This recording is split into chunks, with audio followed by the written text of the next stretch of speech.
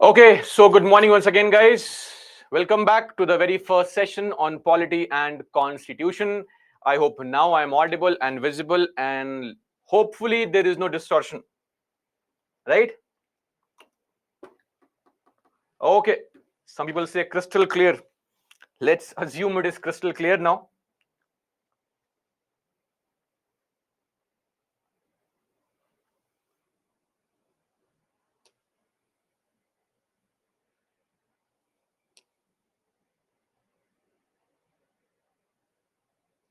Oh, my voice is completely changed now. Amazing.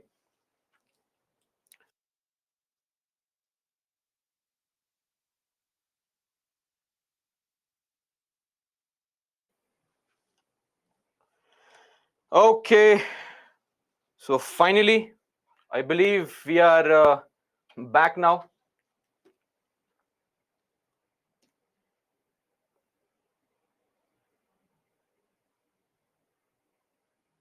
Okay. So let's start from the very beginning. As I was saying, you know, in this entire course of over 5 weeks that we'll be together, I'll take you to an amazing journey of this great constitution, statutes, the laws, provisions, various landmark Supreme Court judgments, various bodies, their functions, plethora of issues and concerns that affect our country, and of course, the solution, the way forward. Because if we cannot offer solutions, just finding out problems will make us sound like a columnist from the Hindu newspaper, right? So that is going to be our journey. And very importantly, uh, we have to also keep in mind that we are studying for UPSC. So we always have to keep at the back of our mind two very important elements. Number one is the syllabus of UPSC. Number two is the need in the examination. What is the specific requirement? Meaning previous year questions. What kind of questions have been asked is what is going to be asked in the examination again and again. So please restrict yourself.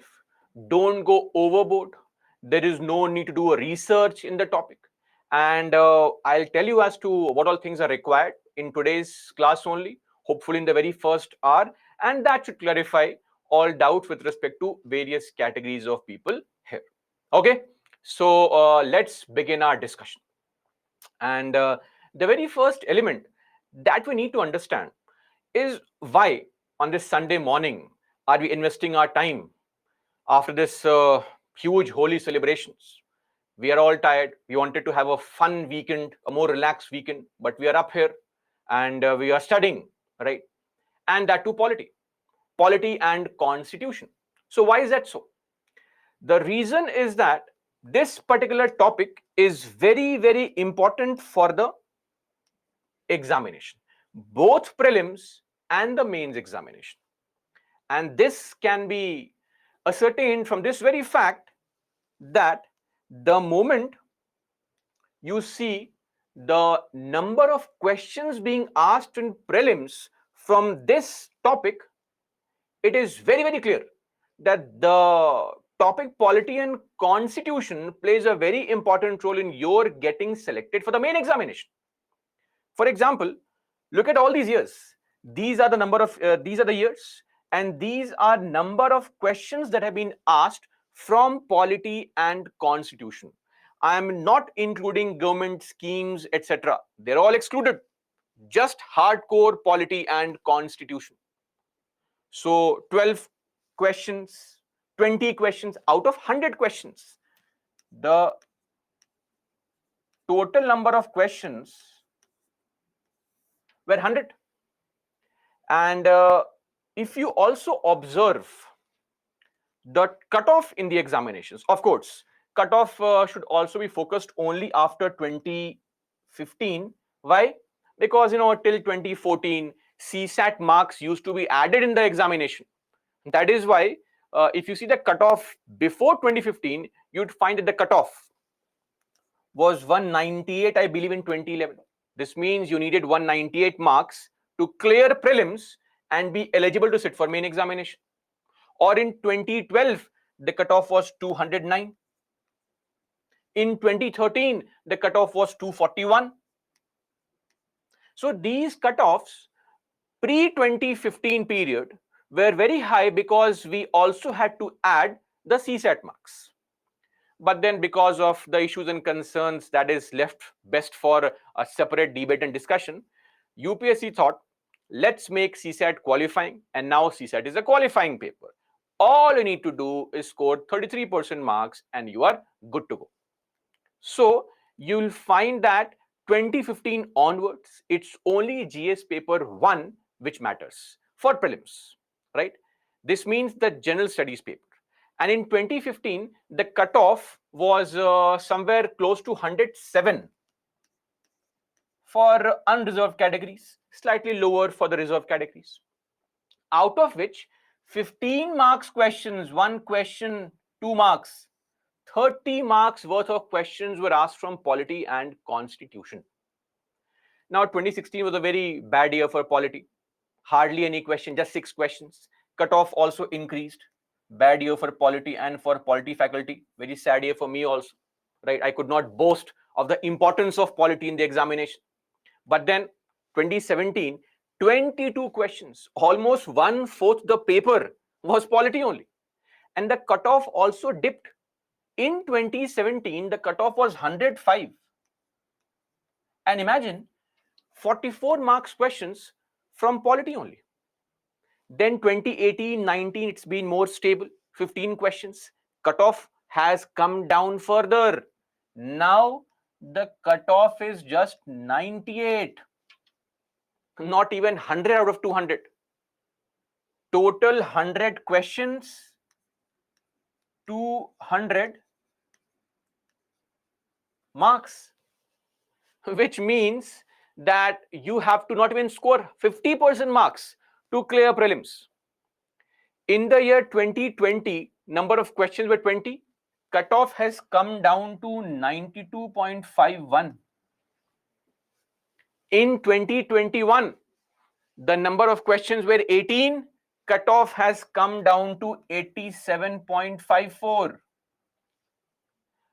2022, we are yet to know the cutoff because UPSC releases these cutoffs only after the entire examination process is over. But look at this situation. And yes, we have seen slightly lesser questions from polity last year also. But we know very well, whenever you have lesser questions from polity in one year, the next year it again comes back to its high of around 15-20 questions. So it's very important, this topic, for prelims.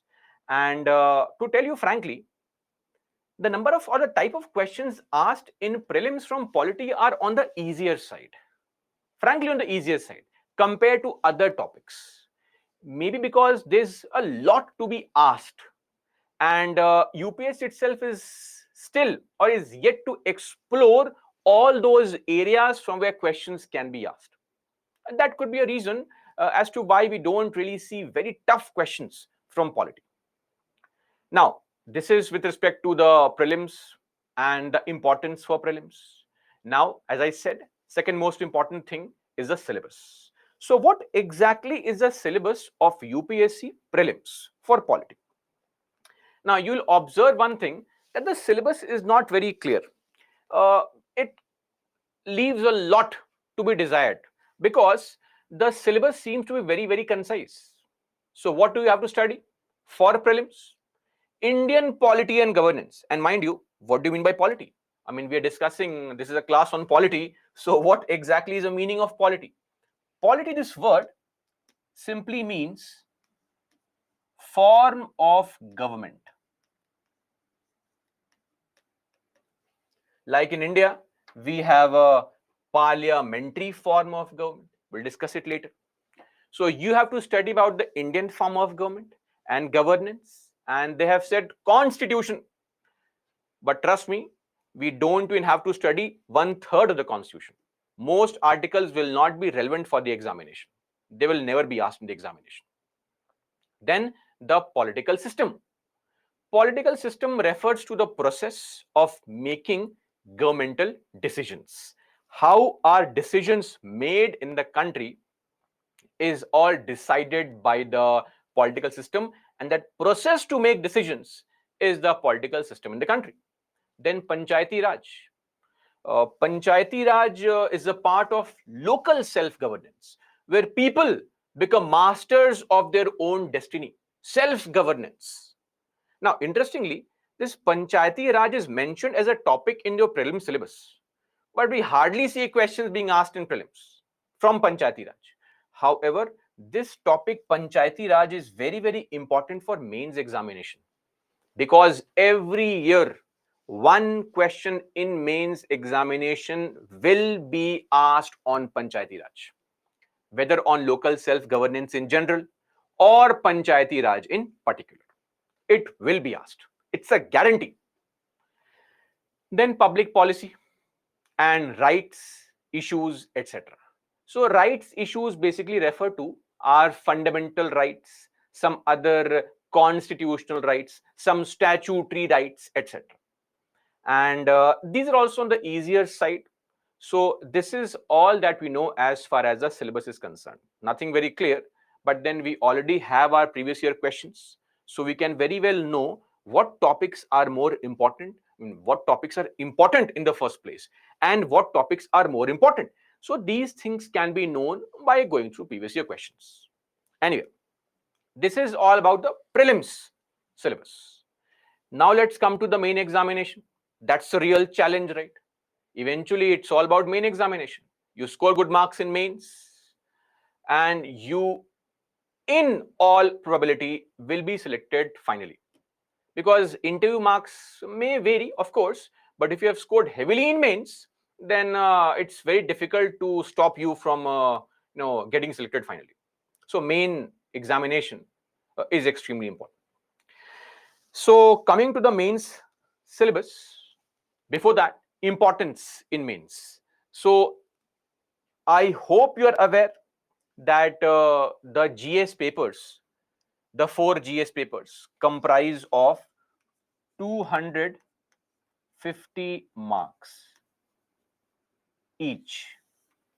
Every GS paper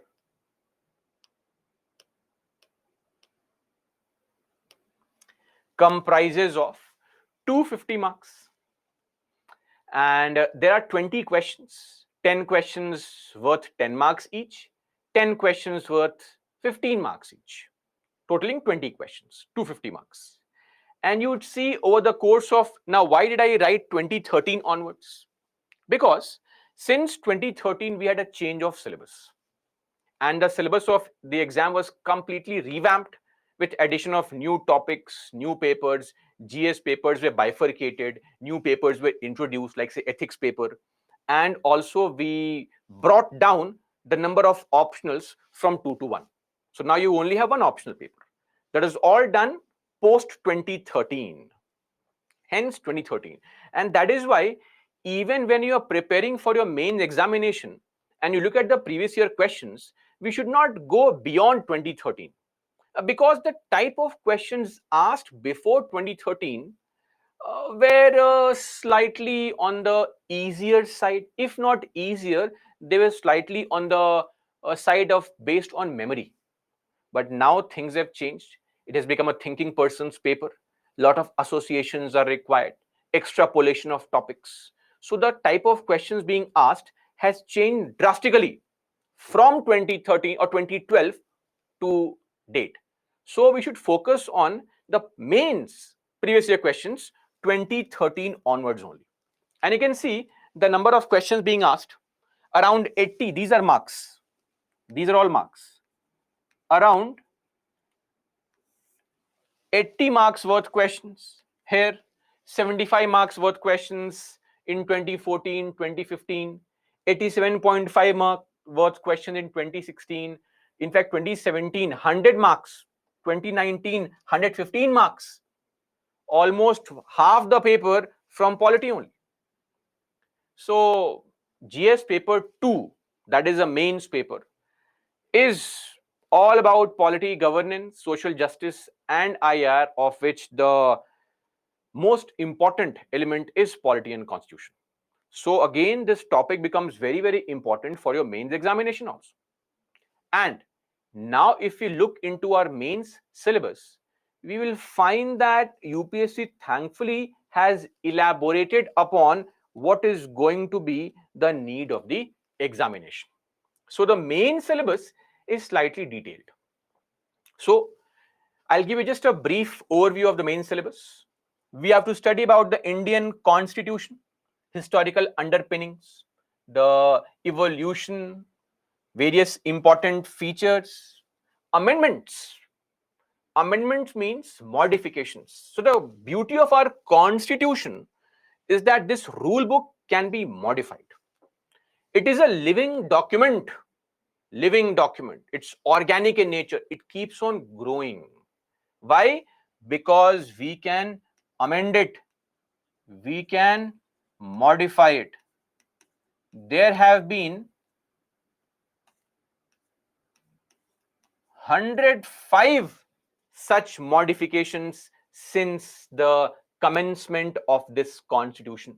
105 such changes. If you say compare it to a country like USA, the US constitution was framed in 1789, and from that date till date they have made 27 changes. It's a very rigid kind of constitution, and that to the first 10 changes came in 1791 only. From 1791, the past 233 years, they have just made 17 changes. In the past 73 years, we have made 105 changes. We keep on improving our document. Not all the modifications, a few of them are very important, and we should know about those modifications. Again, details later on. Then significant provisions. Look at the importance of this line. Not all the provisions, the important provisions. So it itself very clearly says that you don't need to mug up all the provisions. No, no, no. You just have to focus on the important provisions. Then basic structure. This is a term which has been coined by Supreme Court of India. So at the top level, uh, our judiciary comprises of the lower courts, the subordinate courts, or they are called trial courts, the high courts, and then the apex court of the country, the Supreme Court of India. So Supreme Court has coined this term called basic structure in 1973. Details on this later on. Just to tell you this point here, I was just mentioning how we can amend the constitution, modify everything. Mind you, we can modify and improve the constitution, but can we change everything? Of course not.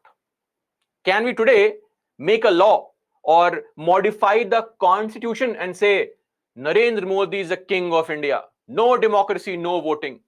That's not possible. Some things which are mentioned in this rule book can never be modified. Supreme Court calls it the basic features, and hence the structure, the most basic structure, can't be modified. It's like your house. Don't break the walls, the ceiling. I mean, you can change the paint inside. You can bring a new sofa set. You can change the bed sheets. You can change the curtains. That's okay. Don't break down the entire house.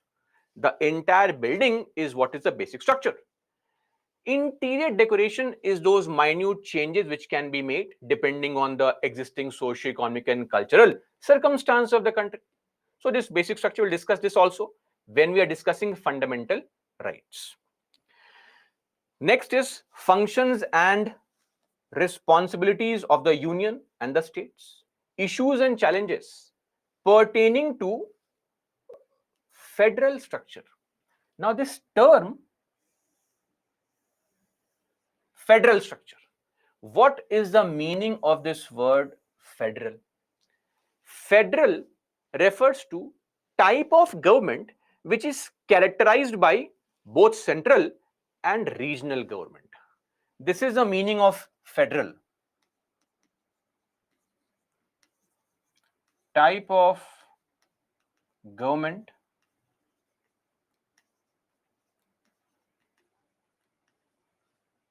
characterized by both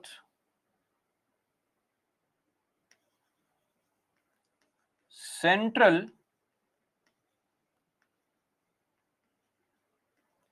and regional government.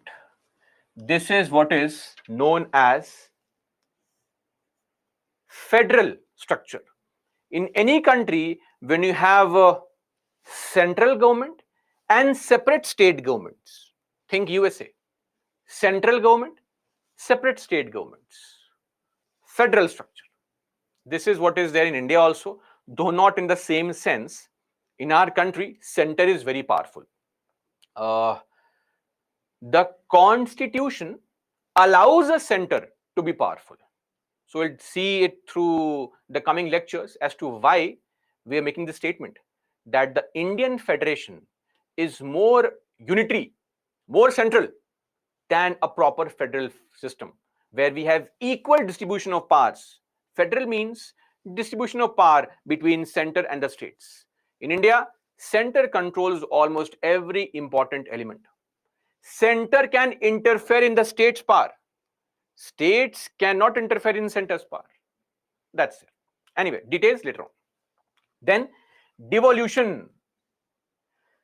The devolution of powers and finances up to local levels. Devolving power, giving up power, sharing power with the lower levels.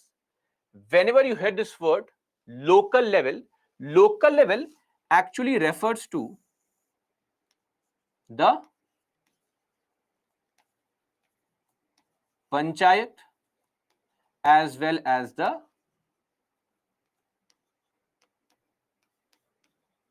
municipalities. This is what is a reference to the local level, both panchayats and municipalities. And to just point this out here, this topic is very, very important. Very, very important. As I said, one question will be asked from panchayats in your main examination. So we'll be studying this topic in detail, all the provisions of the Constitution. We'll also study issues, challenges, and how to address those challenges and concerns. Then separation of powers between various organs. So, we have this concept of L, E, and J. What is this L, E, J? Legislature, executive, judiciary. Separation of powers. The judiciary should not interfere in the executive's power.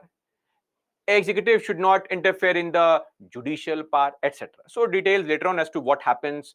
Do they interfere? Do they not? We will discuss all this later on.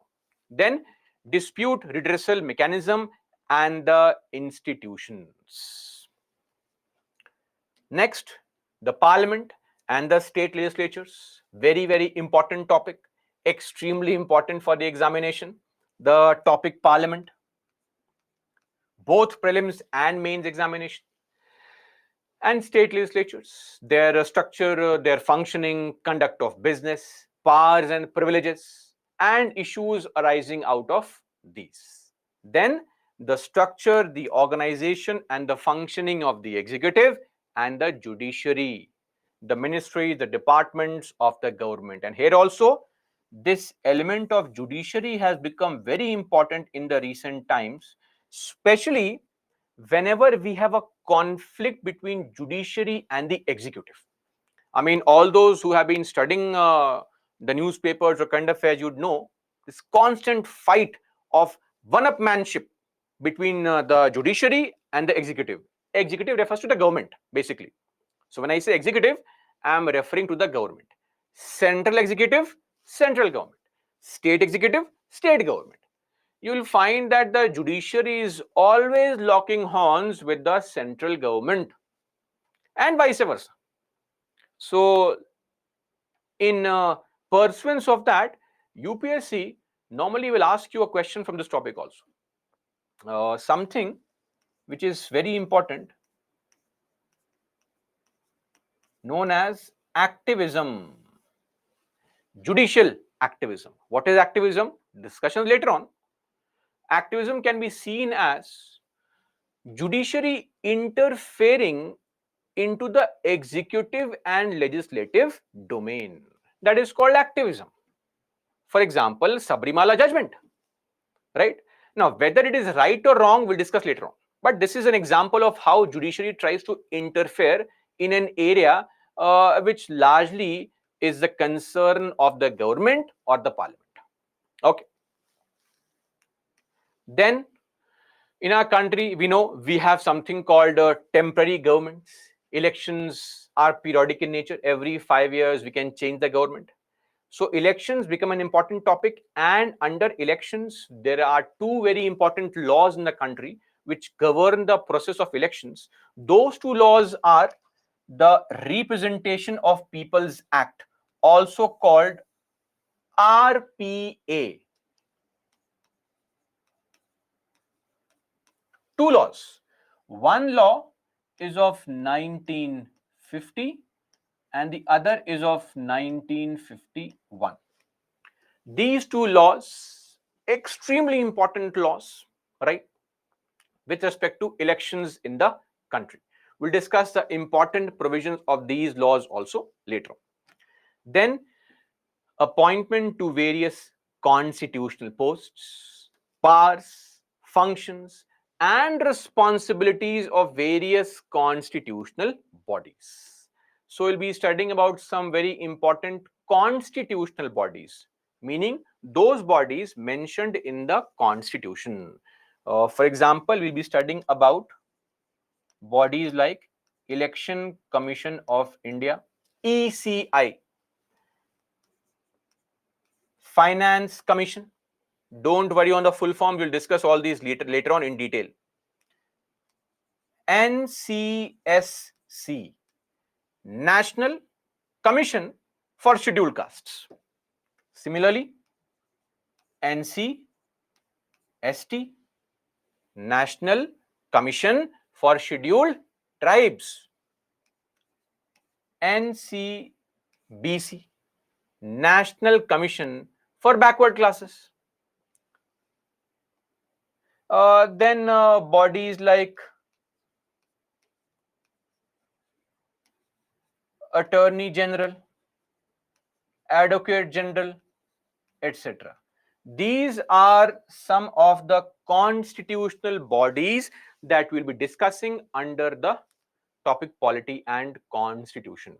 For bodies like CAG, CBI, Lokpal, NIA, CVC, CIC, NHRC, NCW, NCM, all these bodies will be covered under governance. Okay. These under polity and constitution. And lastly, statutory, regulatory, and various quasi-judicial. What is quasi? This word quasi actually means semi. Semi-judicial, partially judicial. Judicial means courts. What are these half courts, semi courts, tribunals? So we'll be discussing a body called tribunal under quasi-judicial bodies, tribunals. Yeah, what is statutory? Statutory basically means legal.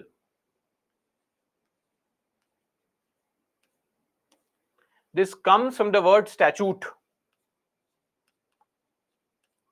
What is the meaning of statute?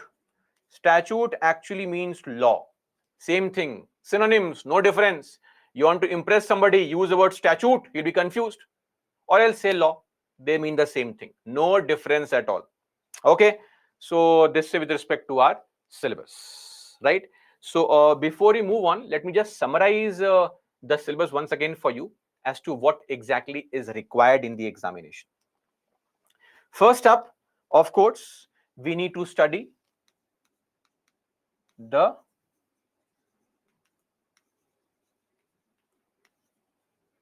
Constitution of India, not all the provisions, some important provisions. Then we have to also study important statutes or laws. Some important laws in the country also need to be studied. RPA is a law. Citizenship Act is a law. So many laws are there. We have to study some of the important laws.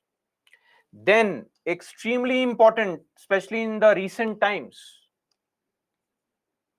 SC stands for Supreme Court. Supreme Court judgments, Supreme Court instructions, Supreme Court observation, Supreme Court verdicts.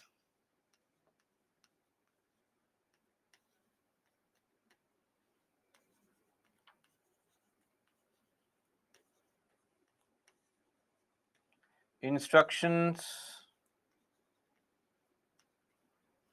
observations, etc. Very important for the examination. Of course, the fourth element is going to be the executive, the government, executive orders, notifications. So, government also releases notifications. Sometimes some of these notifications may be of importance to us.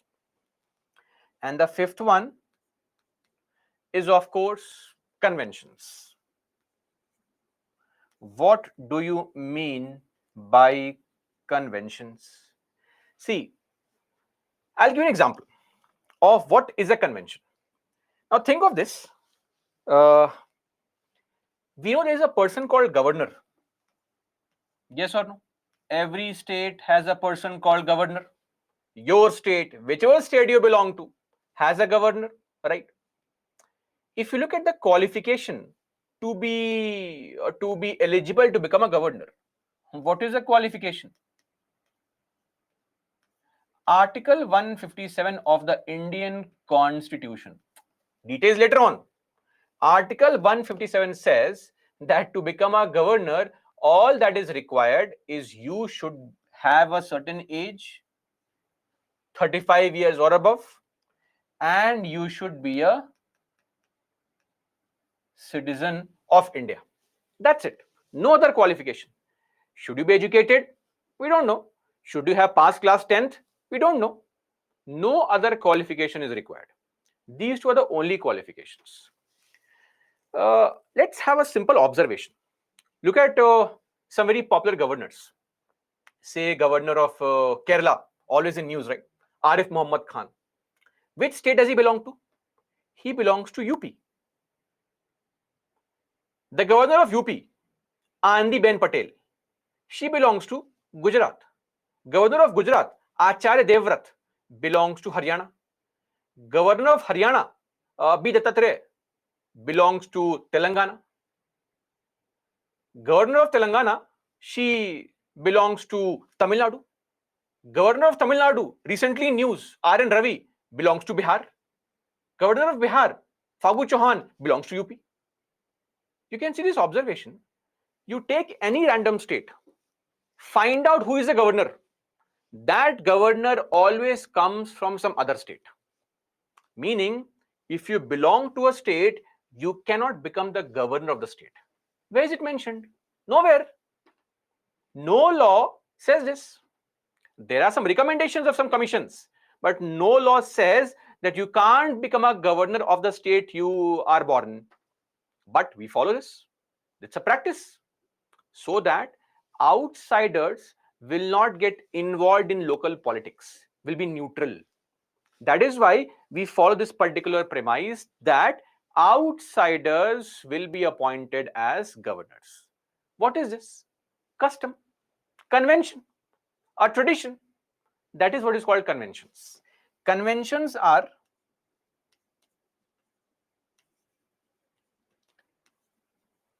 traditional or customary ways of doing things. It may not be mentioned anywhere, but it is very sincerely practiced. I mean, so sincerely practiced that you may get this feeling that it seems like a law only. It may not be a law, but it is always followed. Like this convention, governor from outside the state. This convention has never been broken except once. Once in 1967, Venkat Vishwanath was made the governor of Kerala and he belonged to Kerala. That is the only time this convention was ever broken. Otherwise, this convention has never been broken. Never been broken. So we also need to know such conventions which are very strictly followed in the country. Some customs, some traditions which are strictly followed in the country. Okay. So this is going to be our area of concern and largely and broadly the syllabus for our discussion over the course of next 5 weeks for the class and for you in the future as well.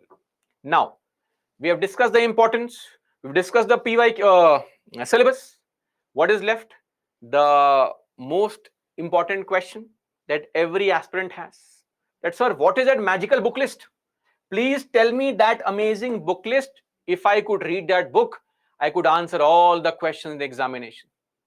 So let's look at that magical book list also. Now, you know very well that, NCRTs are supposedly the Bible of UPSC. Bible or not, I'm not sure. But I can vouch for at least one point. Not every NCRT has the same importance. And not every subject's NCRT has the same importance. Maybe here, if I was replaced by a geography faculty, he would say geography NCRTs are very, very important. But the same cannot be said for every NCRT. Are you clear on this? Please be very clear. So not every NCRT of every subject is of equal importance. For example, if you look at the polity NCRTs, we have two NCRT books of class 9th and 10th, Democratic Politics Part 1 and Part 2. These are basically NCRT books only.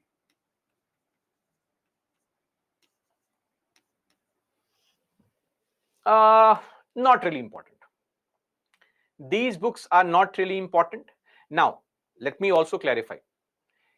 All those people here in this class, all those people who are in say 9, 10th, 11th, 12th, under class 12th or under, who have not crossed class 12th, possible, some people could be there, early start. Those people can read these two books. So,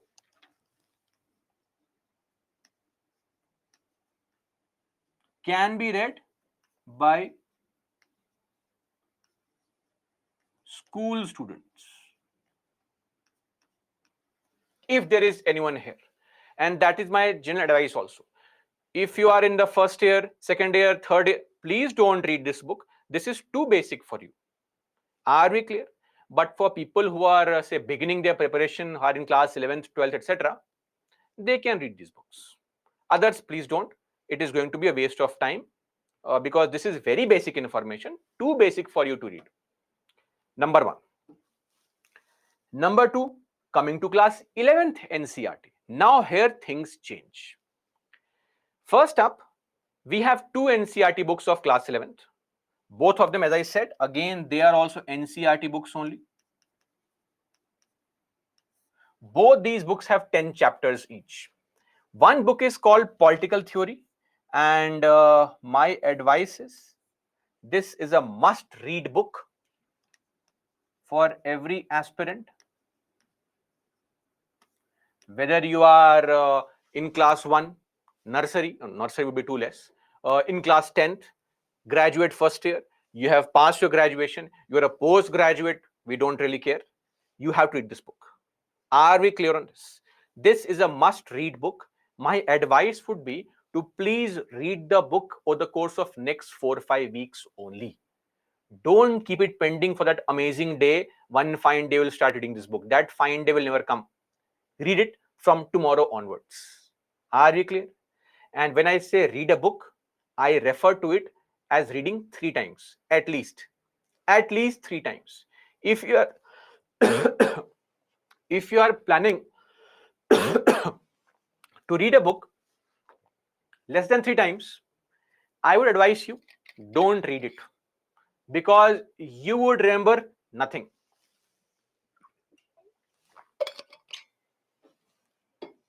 So, this book is a must read book, mandatory reading. Okay, this is 10 chapters.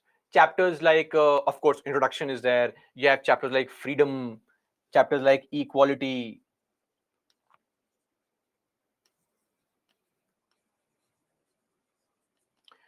chapters like social justice, rights, citizenship, nationalism, secularism, peace, development. Oh, I think I have mentioned all the 10 chapters. So these are the 10 chapters that you have to study, all the chapters from this book. Then comes the other NCERT book of class 11th, Indian Constitution at Work. This also has 10 chapters: rights, elections, judiciary, executive, legislature, federal government, local government, all these chapters. This book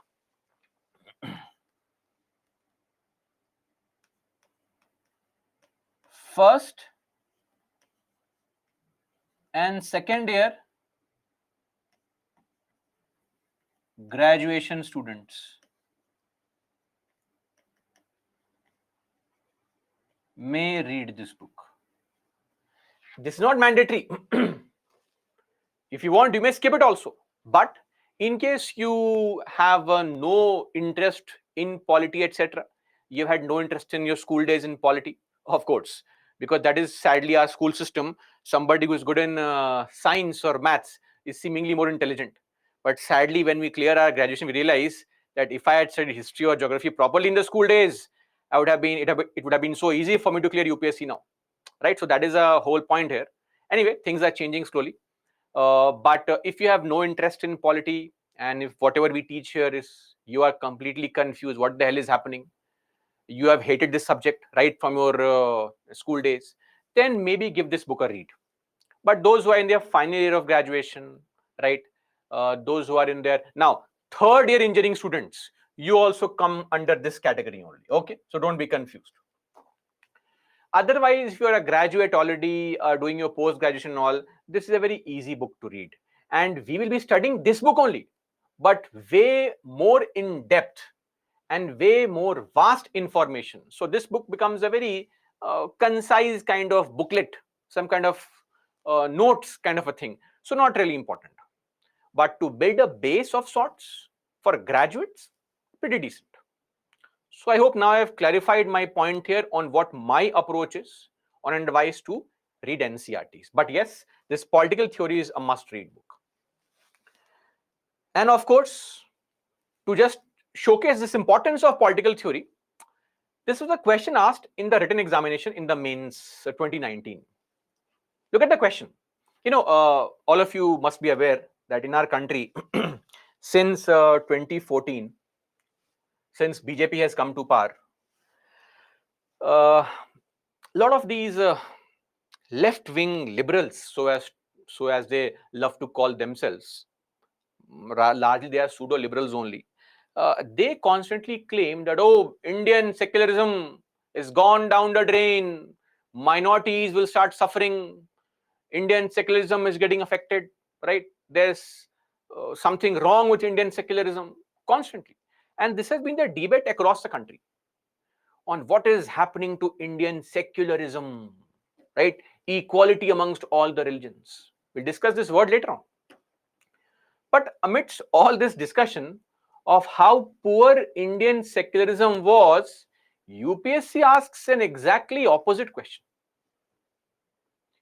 Just to give you this point here, one of our great leaders of this generation, the most eligible bachelor, he recently went to a foreign university after a very successful Bharat Jodo Yatra. He went to a university and mentioned there that, I request the democratic nations like UK, and USA to intervene in India and save us from the fascist government. Sadly, as an Indian, it would not be appropriate to make such statements, right? We don't need anybody's intervention to change our lives. But anyway, all these left wingers constantly look at the Western countries to give us something amazing. But look at UPSC's question. UPSC's question was exactly the opposite. The question says, what can France? France basically symbolizes the Western idea of governance. What can France learn from Indian constitution's approach to secularism? So, Indian constitution's approach to secularism is something amazing, and France has to learn from us. Can you think of it? See, the exact opposite of what was a narrative in the country. No, these are amazing countries in the West, and we should learn from them. No, no, no, no. They better learn from us. And what can they learn from us? Please explain. So, and this question is not a difficult one. Trust me. Why? Because this question can be found in the political theory book, chapter 8, secularism. The exact answer for this question is mentioned here only.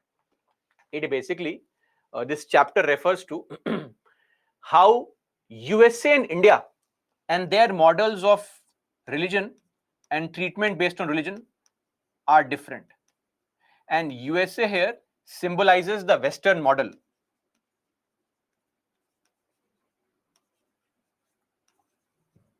So it could be used for France also. So this question was directly taken from a political theory book. That also shows us that this book is extremely important. So please read this book, right? Not just because some question can be asked, otherwise also you'll get plenty of fodder material for your answer writing when you read this book. Then of course we know very well the most popular, by far the most famous book that we have for polity is Lakshmikant. So please read this book. I'm sure you have this book. In what cover? I'm not sure, because the cover that we provide for Byju's is not available online. So I had to take the cover of the standard Lakshmikant provided in the market. Don't worry, if you have the 6th edition, it is perfect, good to go, no problem at all. Now, this book also has too much of information, too much of it, sometimes not relevant for the examination. So, from my side, I will tell you what is to be read and which chapters are to be read. Please read those chapters only. Beyond that, nobody is stopping you from mugging up useless information. You are the master of your own destiny. But I will constantly, after every module, tell you which chapters to be read and which chapters can be ignored from this book also. Then, in the very beginning of our class today, I was mentioning about how it is very important for every informed citizen to know the Indian Constitution, right? After all, it's the fundamental law of the land, the most important rule book. I mean, that's the bare minimum that we can do, is at least know the Constitution. So, for that, you should, as an informed citizen plus a UPSC aspirant, also keep a copy of the Constitution of India with you. It can be any copy. For example, there is a edition by PM Bakshi, right? So this is the PM Bakshi's edition, universal edition. I have no relationship to PM Bakshi. He is not funding me. There is no marketing here. If you want, you can purchase some other company's constitution also. Are we clear? And if you say, no, no, no, what if he is getting money from all the companies? No problem. Please go on Google, type Constitution of India PDF. You will get a website. That website is a Government of India's website, the Law Ministry's Legislative Department's website, legislative.gov.in, Here also you can get a free PDF of the Constitution of India. At least save this. And after every module that we finish, I will tell you which articles are important. The purpose is to read those articles on your own from the Constitution. So just don't keep it and save it in some particular folder, never ever to be opened again, right? So this is going to be our book list, right? Let me just summarize this book list once again. Coming to the so-called final book list. Before that, think of this. You know, in 2022 examination, a question was asked. This is a UPSC question. This question you can see here is a UPSC question with reference to Gucci, sometimes mentioned in the news. Consider the following statements. It is a fungus. It grows in some Himalayan forest areas, blah, blah, blah. Look at this Instagram handle of this person. The rarest and the yummiest Gucci mushrooms. Most expensive mushrooms are only found in Himalayas, and all that is mentioned. It seems as if the UPSC's paper setter follows the Instagram channel and is making questions from there. Now, should we also add Instagram as a book list? Of course, this is a question best left for you to decide. I would not make any statement here, but largely avoid social media.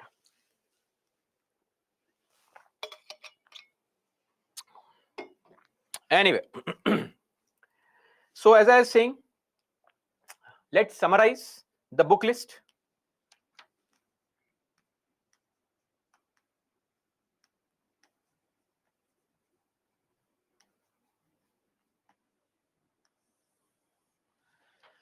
Final book list. First up is the class notes.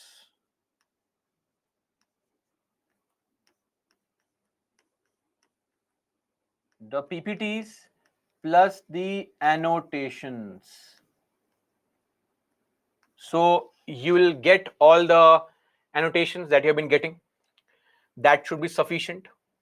In fact, it would sound like boasting, which I don't want to do, but trust me, if you mug up all the information on the slides, it will be sufficient at least to solve 90% questions in the prelim examination, and you will get lot of material to also address the needs of the mains examination, right?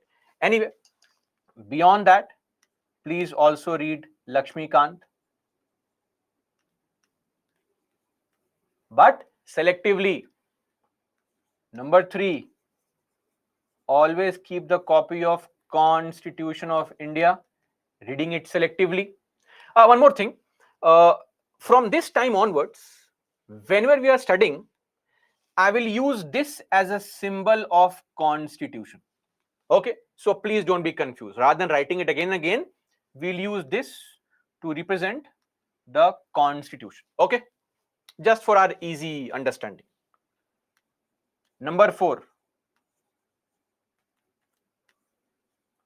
political theory. This is the class 11th NCERT book. And for those who are in the, say, graduation, first year, 11th, 12th, etc., the respective NCERTs, you may read those also. Beyond this, you have to focus on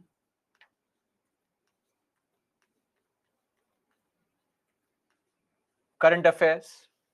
Now, two very popular newspapers are the Hindu or the Indian Express. See, as far as these newspapers are concerned, they are both left-leaning newspapers, highly biased. So that is there. But these are the best available newspapers for UPSC, right? So sadly, that's all we have. Please don't go and read Times of India and all. Yes, I know Times of India and all these newspapers have amazing articles. Eat tomatoes, increase your height, right? All this kind of nonsense articles you will find these newspapers, which are very amazing, fun to read. Whose husband ran away with whom, whose wife is having an affair with whom, but that is not important for UPSC. Please focus on these newspapers only. You can pick and choose any newspaper, anyone you want. Now, there is a slightly controversial issue here: making notes from newspapers. I would say don't do it. It is a too much of an exercise. The amount of time invested in making your own notes from newspapers is way too much. It's too demanding. It takes too much of time. See, 15 years back, we had no monthly magazine.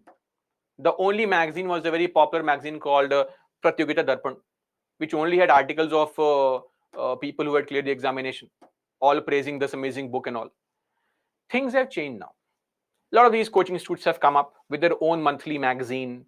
And trust me, say Baiju's monthly magazine, we have a team of people, 12 to 15 people, whose task is to read the newspaper every day, select important articles, give a backstory to it, and then prepare the magazine. Maybe other coaching institutes are doing the same thing. So why do you want to reinvent the wheel? So you may skip on newspapers, not completely, mind you, not completely. You should at least read the editorials on your own.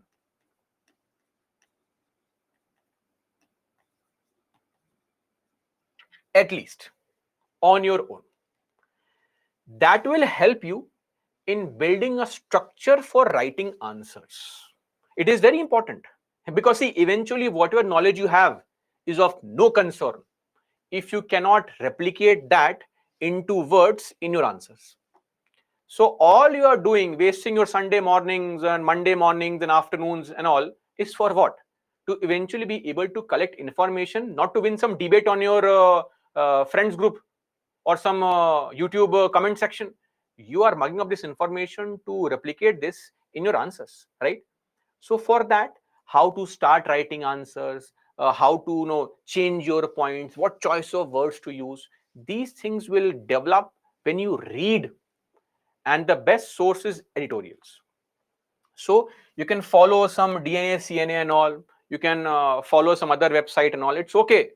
But my request is, please try to read the editorials from any one newspaper on your own. That's the bare minimum you can do, and please do it. Beyond that, you have the monthly magazine. Follow it diligently. Okay. When I say follow it diligently, I mean to say the best thing would be, say, Byju's is a monthly magazine, or if you want to follow any coaching institute magazine, it's your choice. Right? It's your life after all. What you can do, don't keep it pending. That on 24th of the month, I'll start reading. No, no, no. Please don't. Don't do it. Read the monthly magazine every day. Devote 1 hour of your time every day into reading the monthly magazine. Fix that hour. That hour is so sacred, so sacrosanct that you cannot change that time. You are in some party, some function, read the magazine. You are out on a date with somebody. Tell your date, please wait. Go back home, read the magazine, then come back. That is how important that particular hour is to you. That hour has to be devoted to reading the monthly magazine on a daily basis till your examination. This will ease the burden on your shoulders to mug up all the current affairs points at some fixed time interval. So please incorporate this in your timetable that you make, right? Please incorporate 1 hour into reading the monthly magazine. Are they clear? That's it. And start from this month's magazine only, no problem. Apart from it, I would also request you to read the summary of Yojana and Kurukshetra. I believe just before polity, you had economics classes. Your faculty would have explained the importance of these magazines, right? And this is there for even polity, governance, social justice, social issues, all such topics. These magazines are very important. And not the entire magazine, of course, because see, this magazine also contains a lot of pilot basis research, localized research. You don't need data on that. So go for compilation. Byju's has a compilation on its website every month. The important points are compiled. This will give you a lot of facts, lot of points, lot of data to incorporate in your answers. So these three should suffice as far as current affairs are concerned. Beyond that, we'll focus on previous year questions. Now, previous year questions, both prelims and mains. Prelims questions will focus as and when the topic comes. I have inserted slides in between only. So when we deal with the topic, I'll give you some questions of the previous year. You can solve them at that very point. For the mains questions, we won't be solving any mains question today. This is your first class. Don't worry. Just read. In the next weekend, I will explain to you. I'll take a small session, maybe an hour or so, on answer writing. Okay. So hold your horses till then. Have patience. I'll take a session on answer writing, 1 hour, in the time class duration only, and I'll explain as to how to write answers, what to avoid, what to incorporate. And from that time onwards, you can always start writing your PYQs, the previous year questions, and send them to get your answers evaluated by the team Target IS regularly, right? You also have your tablets with you. In that tablet, you have the previous year questions, the recordings, I think done by me only, both governance and polity. You can go through those questions also and see as to what can be written for those answers. Otherwise, after the next weekend, we'll incorporate the mains questions also along with the regular classes. But for the first week, just relax, sit back, and enjoy polity, right? We have to build a strong base. Writing the answer on the very first day makes no sense because you have no information. Okay. Apart from it, solve mock tests. As many mock tests as possible. Questions. Keep on solving tests, right?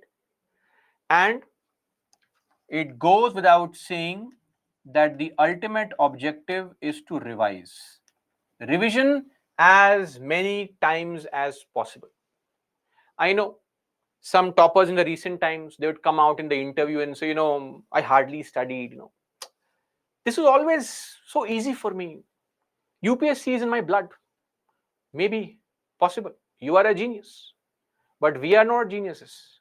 It takes us time to remember things. Multiple revisions are required. Rather than mugging up various sources, please read the same source over and over and over again. 10, 15, 20 times is also not going to be sufficient. You will still miss out on certain things, right? So revise as many times as possible. All the annotations, 5 to 10 times within that same week. Revise, right? This is going to be your target. Before you meet in the next class, what I teach today should be revised at least 3 to 4 times. And then the coming classes will become more interesting for you because you can correlate, right? So it's very, very important to revise. That is the crux of it. Apart from it, there are some very amazing books. I mean, books like D.D. Basu, books like Subhash Kashyap.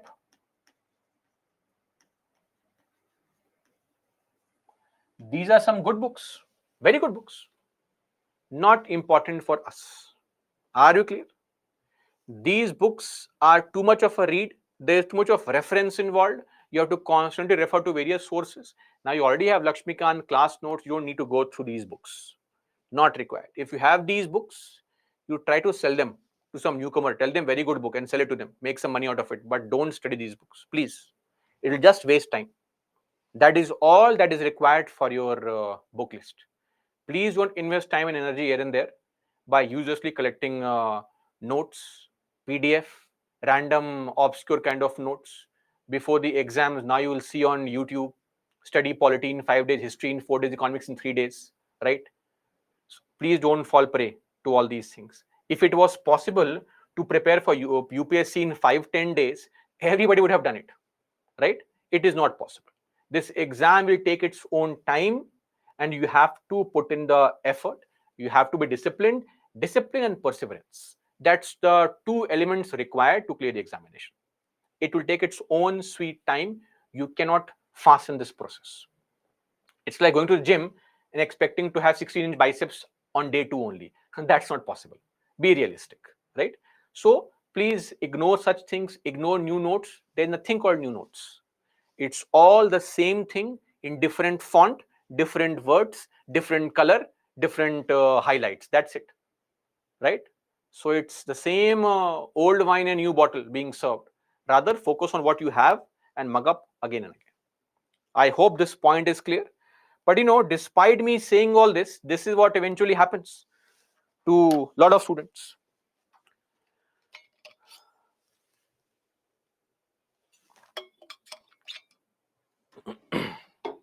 I hope you will not make the mistake, and you will focus on what is required.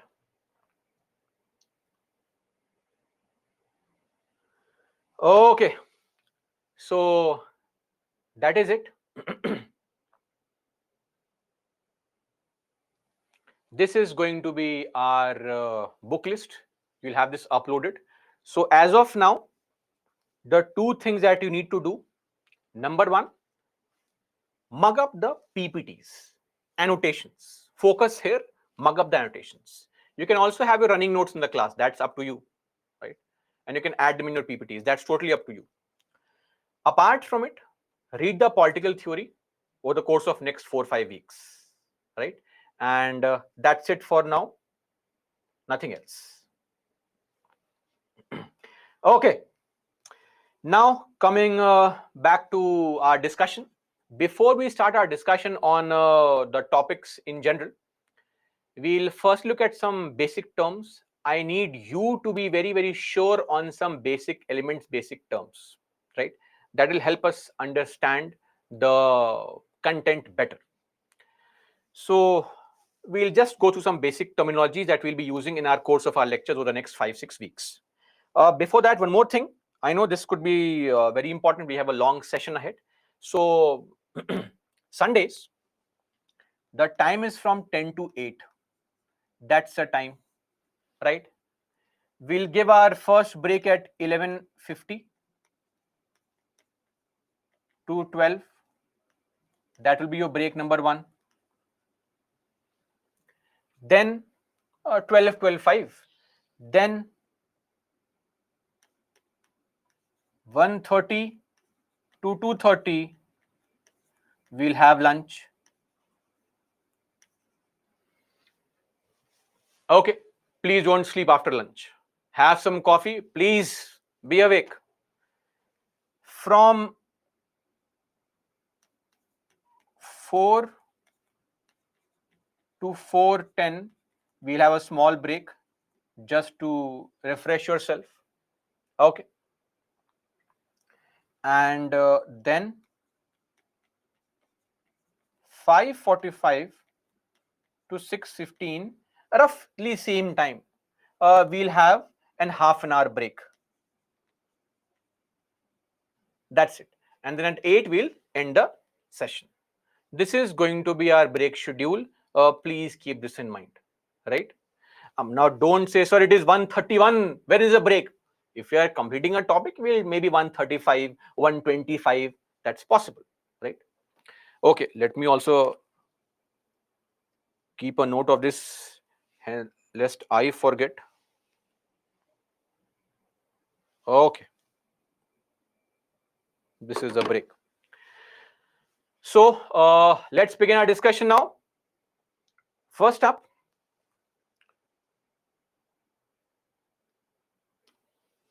is the Constitution of India. Now, this is that grand book that we refer to.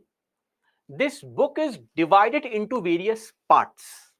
Like in your normal textbooks, part 1 has some chapters, part 2 has some chapters, part 3 has some chapters. Same thing here. This book is also divided into various parts. Say this is the entire constitution. Okay. And what happens here is there are various parts in this book. Various parts.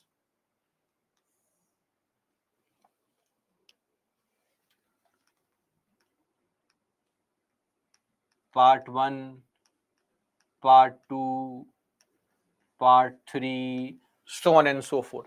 Part 1 deals with union and its territories. Part 2 deals with citizenship. Part 3 deals with fundamental rights. So various parts deal with various topics. So in total,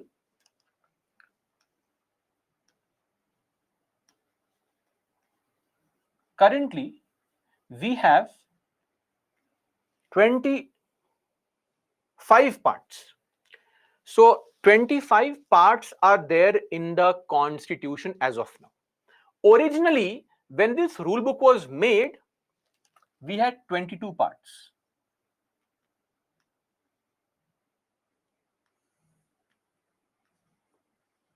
Of course, we keep on changing, upgrading the book.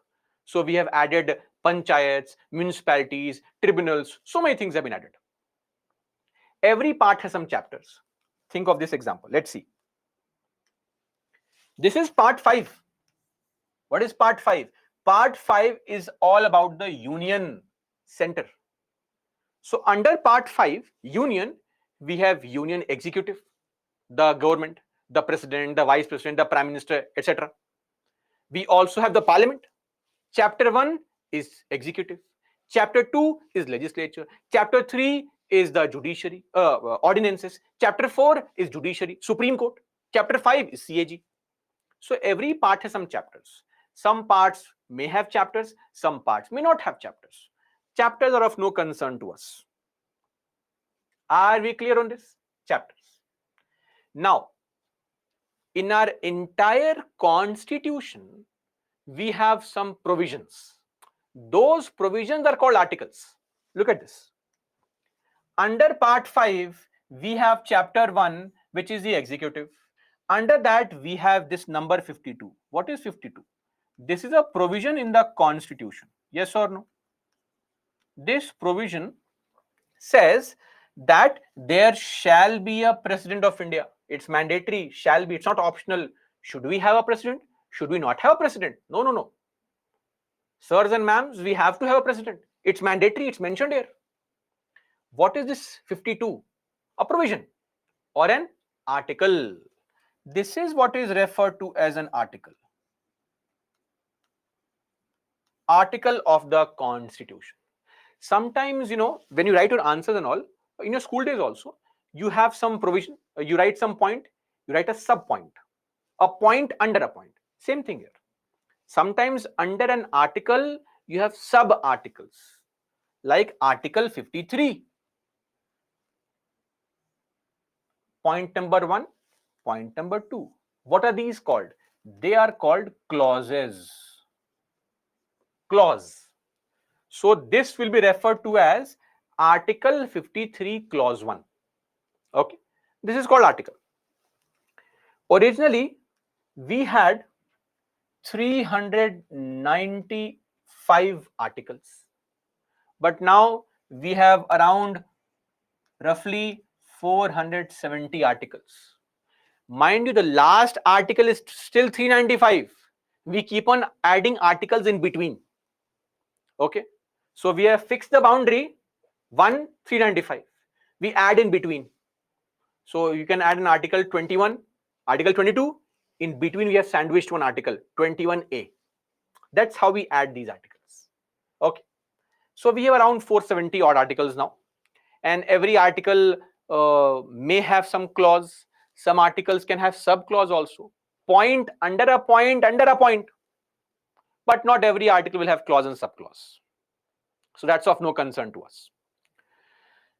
Then, towards the end of our constitution, you have something called schedules. Like in your books and all, you'd see at the end something called reference, footnotes, right? Same thing here.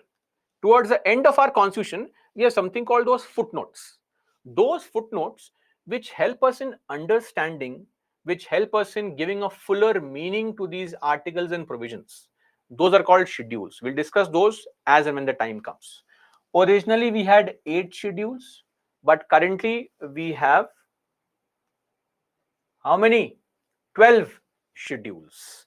So this is all about our constitution. And let me clarify one more thing. We know very well this rule book can be modified. Of course, it can be modified. When you modify the constitution, we have had 105 modifications. How do we ensure the modification? How do we ensure that the modification takes place according to a set pattern criteria? For that, what we do is we use numbers. So any kind of amendment to the constitution is referred to as number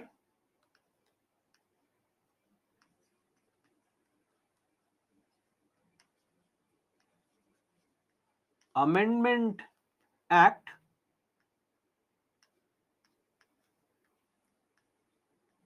and year. Meaning what? For example, if I say 42nd Amendment Act 1976, I am saying that this constitution was amended for the 42nd time in the year 1976. And what was the change made? Then we can see what was the change made. I hope this point is clear. Every change in the constitution is referred to with a number. That means that is the number of times that book has been amended. Okay, this is the basic information on the constitution. Now, laws, statutes, you know very well, statutes, right? Statutes are just a stylish way of saying the same thing. What? Laws. Now, as far as statutes are concerned, uh, statutes also have provisions, but provisions here are not called sections. They are called, not called articles, they are called sections. Sections and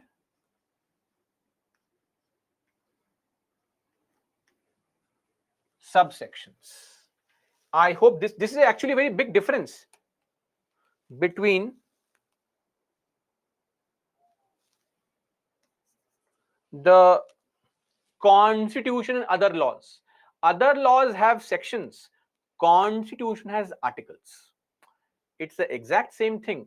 Choice of words is different. Now, every law needs to be published. Where? See, if you modify the constitution, you can publish in the constitution. You can update the constitution and publish a new version of it. Where do you print all the laws? Because laws will be on different matters. So, in fact, there's a proper process of it. We have something called bills. Yes or no? What are bills? Bills are proposals presented in the legislature. All our MPs who are sitting there, they will pass the bill. This bill is passed, approved. This bill becomes an act. Citizenship Amendment Act. But this act is not applicable on the people. No, no, no, no. You have to tell the people that we have made a change. And then this act needs to be published. Or we also call it notification. After this act is notified, where is the law notified? In the Gazette of India. All new laws made in the country by the central government are notified in the Gazette of India. All new laws made by the state government are notified in the Gazette of the state. Okay, so bills become acts on passage after notification, then the act becomes a law. And now the law is applicable on people and people can be harassed, sorry, people can be governed based on those laws. I hope this point is clear. And who takes the task of publishing these laws? The task of Publishing these laws is done by Department of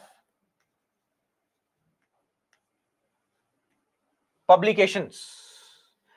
This is the Department of Publications, which is under a ministry. Ministry of Housing and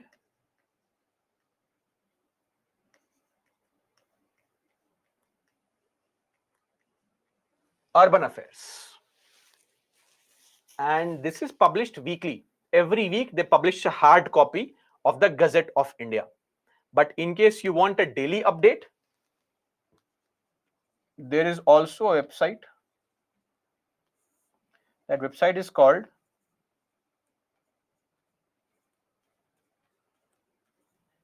egazette.nic.in.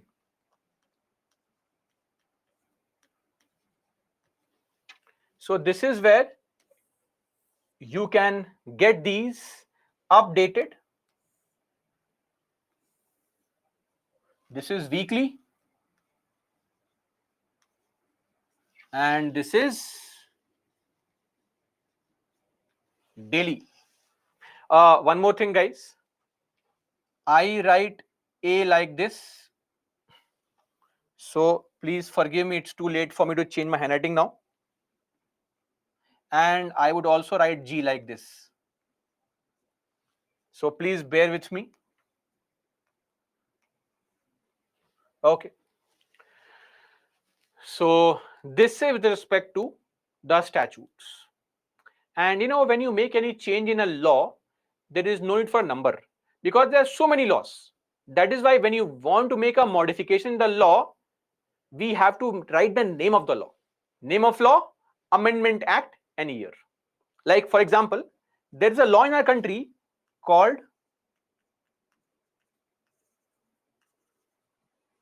Citizenship Act of 1955. This is the original law in the country. Now, this law has been amended 9 times. Recently in 2019. How do we refer to it? See, the name of the law, citizenship, amendment, and the year. This is how the law is amended. So statutes are different from constitution. Okay. This is for statute, that is for the constitution. Now coming to types of bodies, as the word very clearly says, very simple. Depending on the name, you can simply determine what type of body are we referring to here. For example, first thing, constitutional body. What is a constitutional body? Bodies which find a mention in the constitution.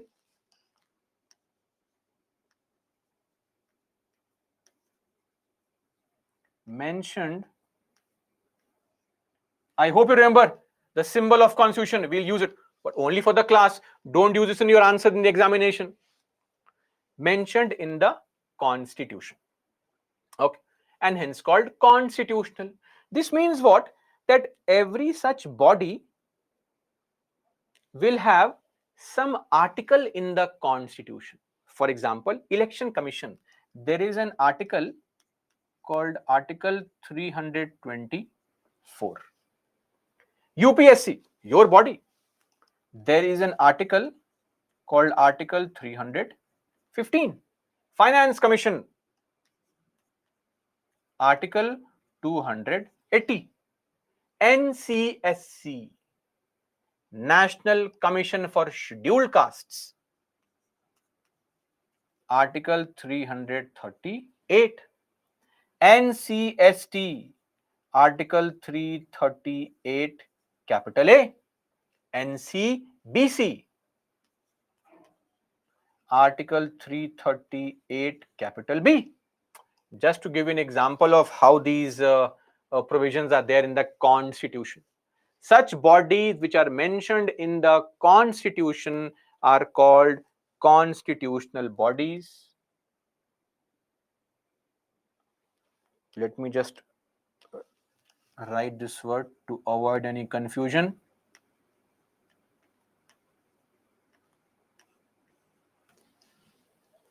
Okay, mentioned in the Constitution. Second, statutory bodies. What are these statutory bodies? Statutory bodies are those bodies which are created or established by an act of legislature. Legislature, the body which makes laws, is called legislature. So the parliament, state assemblies, they make laws and they create these bodies. These bodies are not mentioned in the Constitution. There is no article for these bodies. They have a law, right? So such bodies which are established or created by an act of legislature,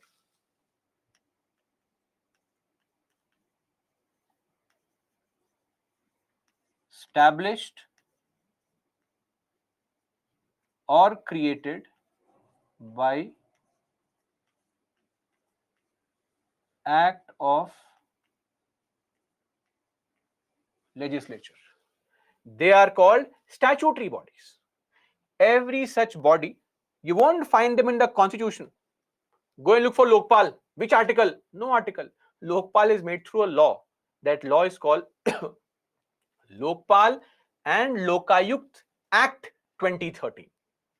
This body was made in 2013. CVC, Central Vigilance Commission.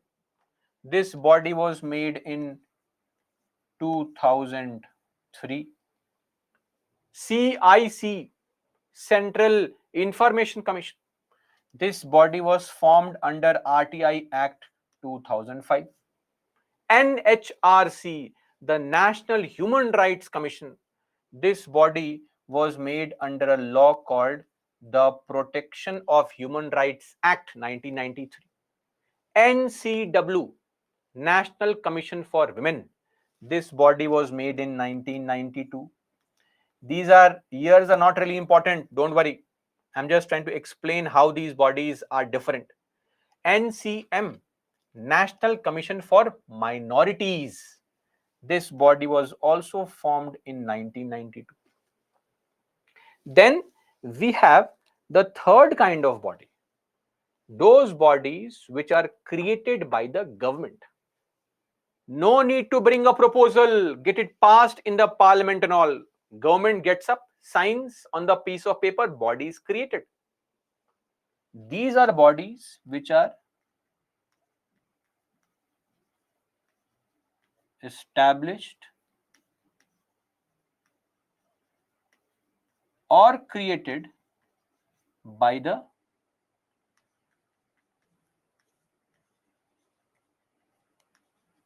executive or government. Same thing. So this body is what is known as an executive body. For example, Niti Aayog. Niti Aayog is not formed through a law, Niti Aayog Act. No, no, no. It was created by the government in 2015. NDC, the National Development Council, formed in 1952 by the government. CBI, Central Bureau of Investigation, which the Supreme Court calls a caged parrot, right? That body was formed in 1963. Ministries, finance minister, home minister, all these bodies are formed by government. Tomorrow, if the government wants to create a new ministry, say called Temple Ministry, they can simply sign an order and a new ministry is created. Temple Ministry. It's very easy. So, these are the three types of bodies we have in the country. Okay. Moving on, three organs. Now we have three organs. I'm sure you're aware. Organ number one is the legislature. What is this organ? This is the organ which makes laws. Legislature. The task is to make laws, right? Second organ is the judiciary. You know, our MPs are very, very innocent people. They make all these laws, but they forget what the law is all about. Somebody has to help us understand the laws. Judiciary's task is to interpret the laws.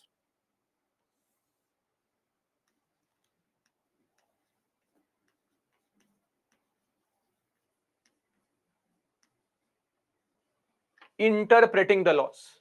In fact, Supreme Court has also said on certain occasions that a law is what the judges say it is.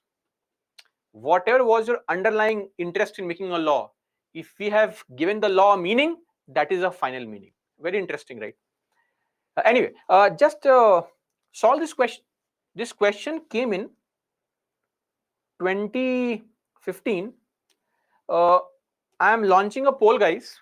Don't type your answer. Don't hold. Don't type your answers. I am giving you 30 seconds. Please pick and choose the right answer from the poll I am going to launch.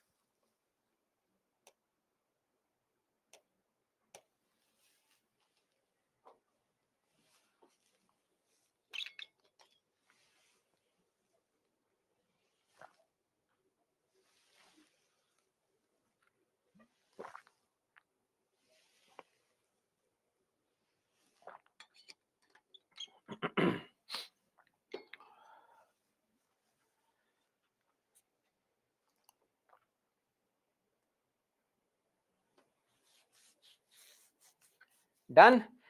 79% have marked the correct answer D. Very good.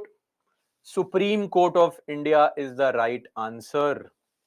Who or which of the following is the custodian, the caretaker,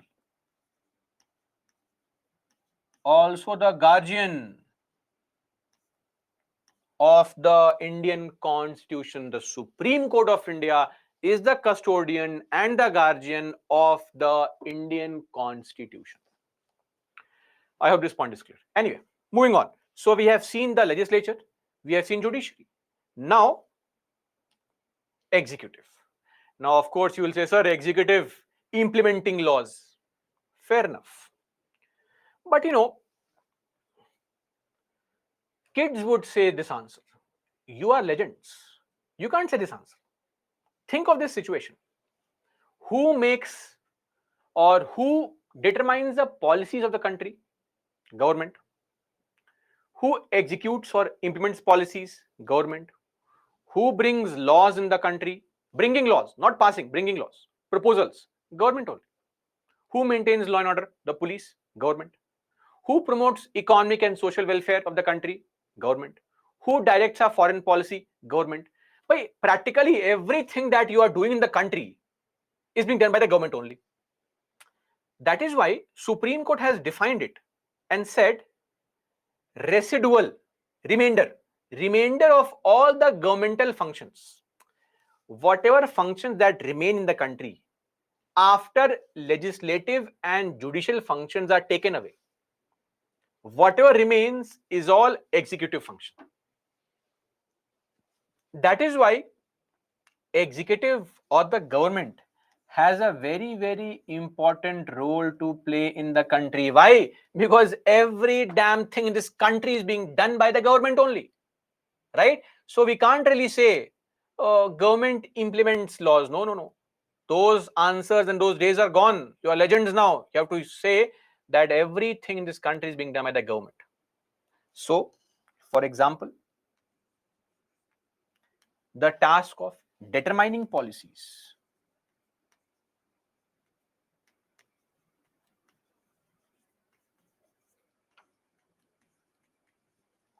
the task of executing policies,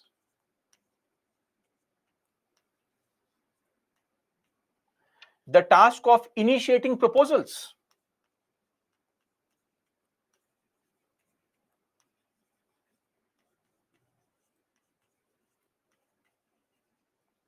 or laws, the task of maintaining law and order,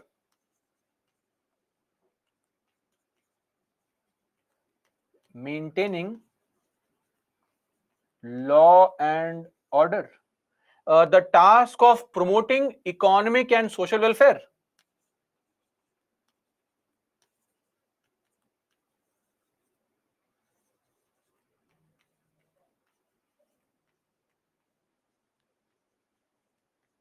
All these tasks, in fact, task of directing foreign policy,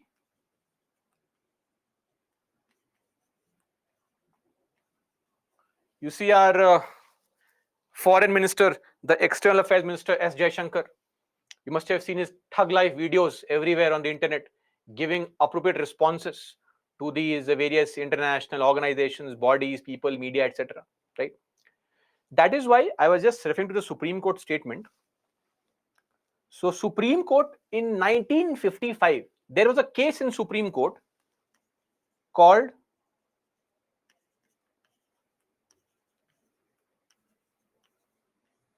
Ram Javaya Kapoor.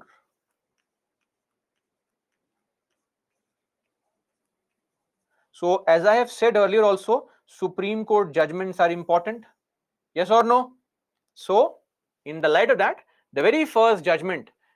So, when I say judgment is important, don't go and mug up who was a person who filed a case, what was the story behind it. No, no. That's of no interest to us. We want to know the conclusion.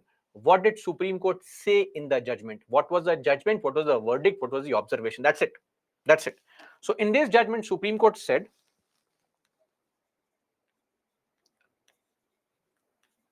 residual of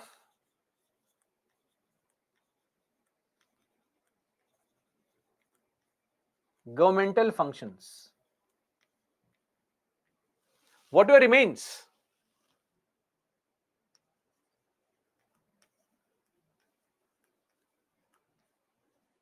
which remain after legislative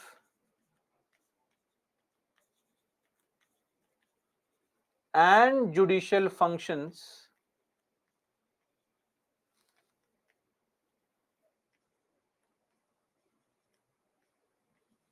are taken away.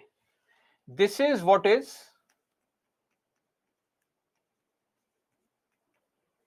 executive functions. This is what Supreme Court said, which also brings us to a very important element, that Supreme Court has itself very clearly said that, see, everything in this country is being done by the government only. Every damn thing in this country. And that is why all our aspirations fulfilled by government, hopelessness caused by government, good policies, government, bad policies, government. So this is all about the three organs of the state. Also, add to it. Now, what is meant by, see, we saw separation of power, legislature, executive, judiciary. Now, division of power.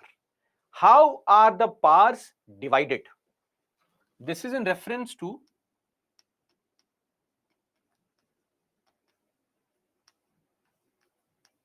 division of powers. So, what do you mean by division of powers?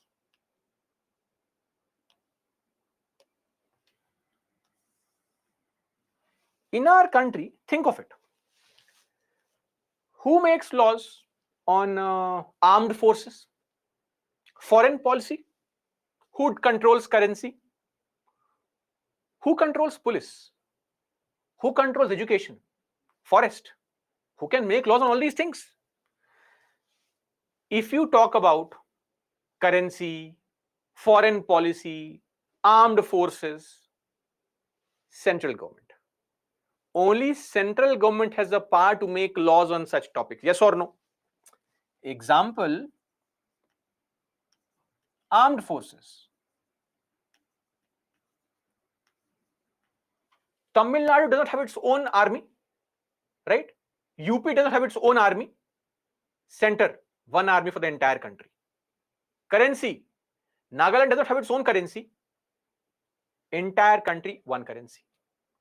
Foreign policy, Rajasthan does not follow its own foreign policy. The entire country, every state follows one foreign policy that the center makes. Such topics are decided by the center. Laws are made by center. But then there are topics like police. A very good example is a topic called police. We always have state badging on the police, right? State police is there. Why state police is there? Because center cannot simply control the police. Policing activity is a micro level exercise. Do you think central government can control police? What is happening in your colony, right? Some chain snatcher is there. State government can control. Center cannot control all these things. So some areas where normally states are allowed to make laws. And then there are some common topics where both center and states can make laws. For example, education. For example, forests, etc. So on these topics, both center and states can make laws, right? But if there is a conflict between center and states, then center has overriding powers. Central law will prevail. Where are all these topics mentioned? How do we know? I gave you some examples only. But what about other topics? What about jails? Who controls jails? Who controls local government? Who controls public health? Who controls weights and measures? There are hundreds of topics in the country where laws are being made. There has to be a proper list somewhere where these topics are mentioned. This is mentioned under Schedule 7. There is a schedule towards the end of our constitution. We have a Schedule 7 where all these topics are mentioned into 3 lists. One, union list. Under this topic, union list, you have 98 topics. We call them entries. 98 entries or topics on which only, mind you, only exclusive parliament is the only authority which is allowed to make laws. States can't make laws. Second list is the state list. Same Schedule 7, towards the end of our constitution, you will find all these topics wherein normally, there is an importance of this word normally. You won't understand and respect it right now, but later on we'll discuss it. Normally, state governments are allowed to make laws. In extreme circumstances, center or the parliament can make laws on state list topics. When? We'll discuss later on. But normally, state list means there are 59 topics. 59 topics or entries on which the states are allowed to make laws. Under same Schedule 7, we have list number 3, concurrent list. Under this list, there are 52 topics. 52 topics on which both center and states are allowed to make laws. But if there is any conflict, the parliament's law will prevail, state's law is cancelled. Okay, this is what is called the spatial, from the word space, domain. Spatial comes from the word space or domain. In that space or domain, center has power. In this space or domain, states have power. In that space or domain, both center and states have the power. Spatial functions. Okay.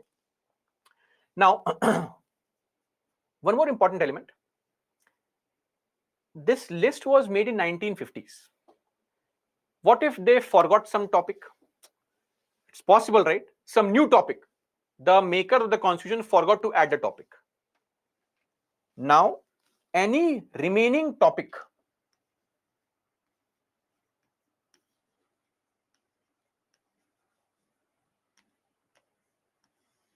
are called residuary, which means entries or topics not mentioned in any list. Cryptocurrency. In 1950s, there's no cryptocurrency. So what was that topic? Those are called residuary powers. And on these topics, center or the parliament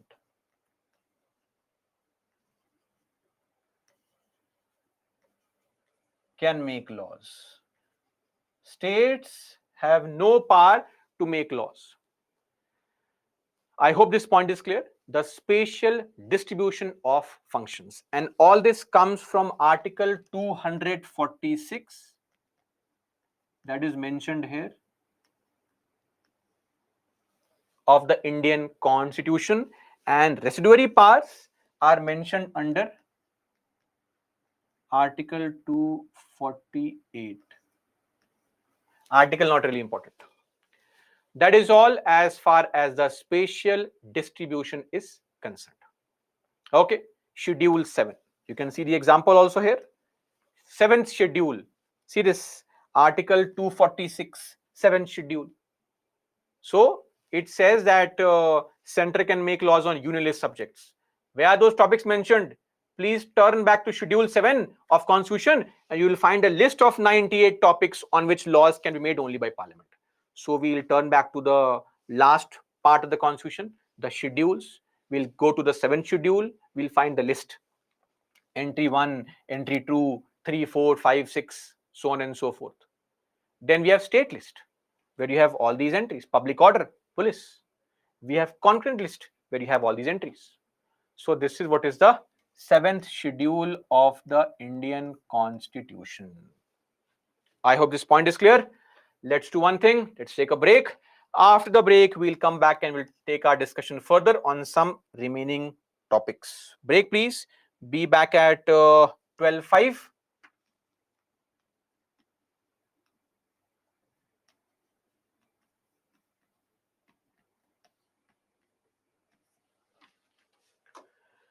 Let's be back, guys.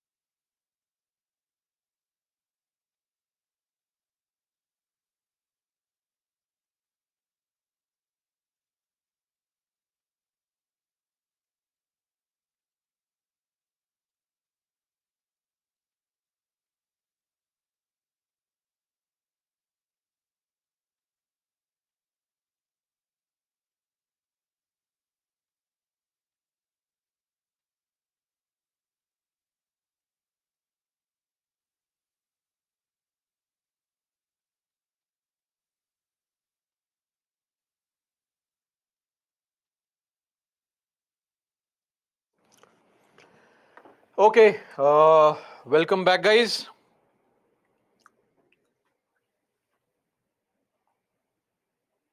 Sir, break time as you announced. Yes, yes, sir. 1 or 2 minutes difference will happen. Nitesh, in Constitution book there is 66 topics. Yes, yes. See, if you look at the Constitution, the entries are from 1 to 97, 1 to 66.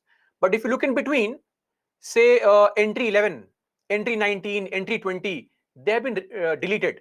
They have been removed from state list and sent to concurrent list. So the last number has not been changed, right? But if you want to remove something, it has been removed and that entry remains blank. So if you look at state list entry 19, it's blank now. Or if you want to add something, they insert in between. So entry 20, entry 21. In between, they will insert one entry called entry 20A. How many entries are there now? 3 entries. 19, 20, 20A. Or 20, 20A, 21. How many entries? 3 entries. That is how entries are different from the last number.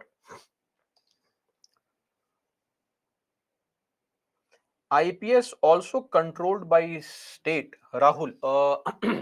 Yes, they are controlled by the state and center because IPS are all India services. So they are jointly managed by center and states. That's the definition of an all India service. All India service refers to services to which the recruitment and training is conducted by the center, but the members are obligated to serve the needs of both center and states. The control is jointly done by center and states. That's called an all India service.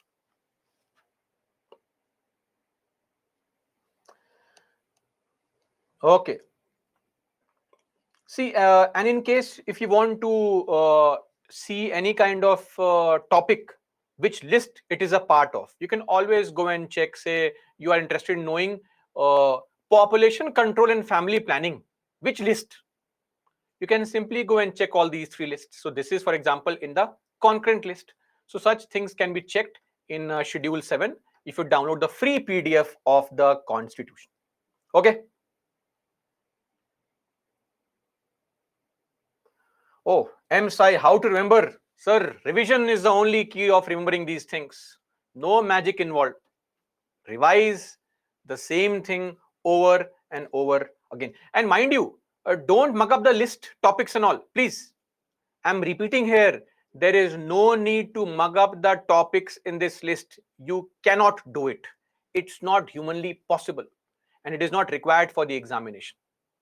Some basic topics, while we keep on discussing, those topics come again and again, so you'll have a basic idea of it. Otherwise, there is no need to know where you have forests, etc. Not required, right? Basic topics you may need, understand, but please don't go and mug up the entries of the 3 lists. Please don't. Okay. Shalu, amendment to the constitution. Shalu, whenever we have any kind of amendment, a new copy of the constitution is published in the legislative government website. That copy will have the latest amendments. That's how it is done. Okay. Okay, let's get back now to our discussion. So we were discussing about these 3 lists and all, spatial distribution of functions. Now coming to executive, basic information. We'll discuss the executive first. So we have the executive at the union level, at the state level. Let me clarify one thing here. Executive refers to 2 kinds of executives. One is the political executive. The other is the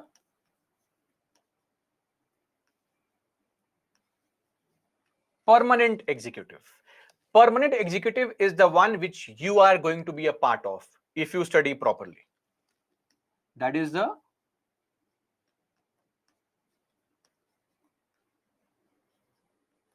civil servants. Okay. And the political executive are the ones who are the president, the vice president, the prime minister, etc. So at the union level, You have, of course, at the top, the president. Then we have the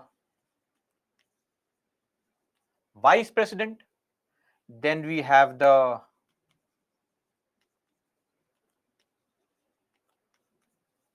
prime minister. And along with the prime minister, the entire group or entire council of his ministers, also called COM, Council of Ministers. And then there is a fifth person who is called the Attorney General of India. Attorney General is basically the government's lawyer. Government keeps on having cases filed against it in the court. Who fights the case on behalf of government?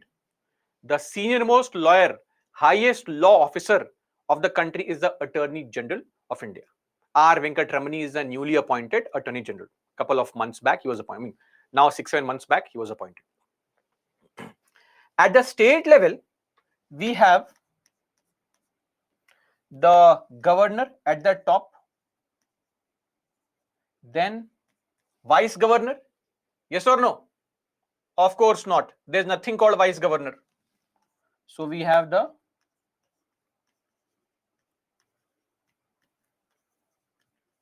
chief minister. Then here also COM, Council of Ministers. And for the state government also, we have somebody called an advocate general.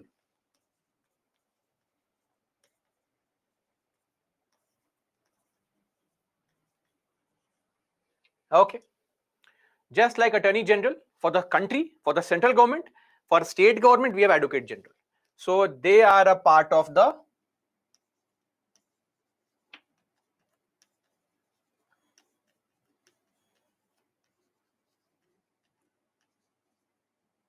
political executive. Okay. Then we have the legislature, union and states. What about union legislature? At the union or the central level, we have how many houses? We have two houses. One is the House of People, which we commonly know as the Lok Sabha. Then we have the Council of States, which is commonly known as the Rajya Sabha. And these two houses have members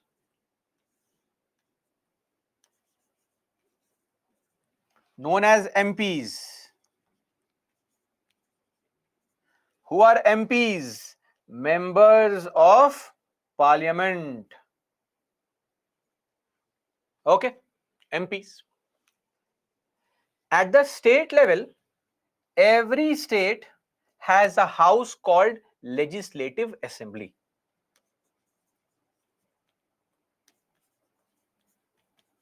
We'll discuss all these in detail. Don't worry.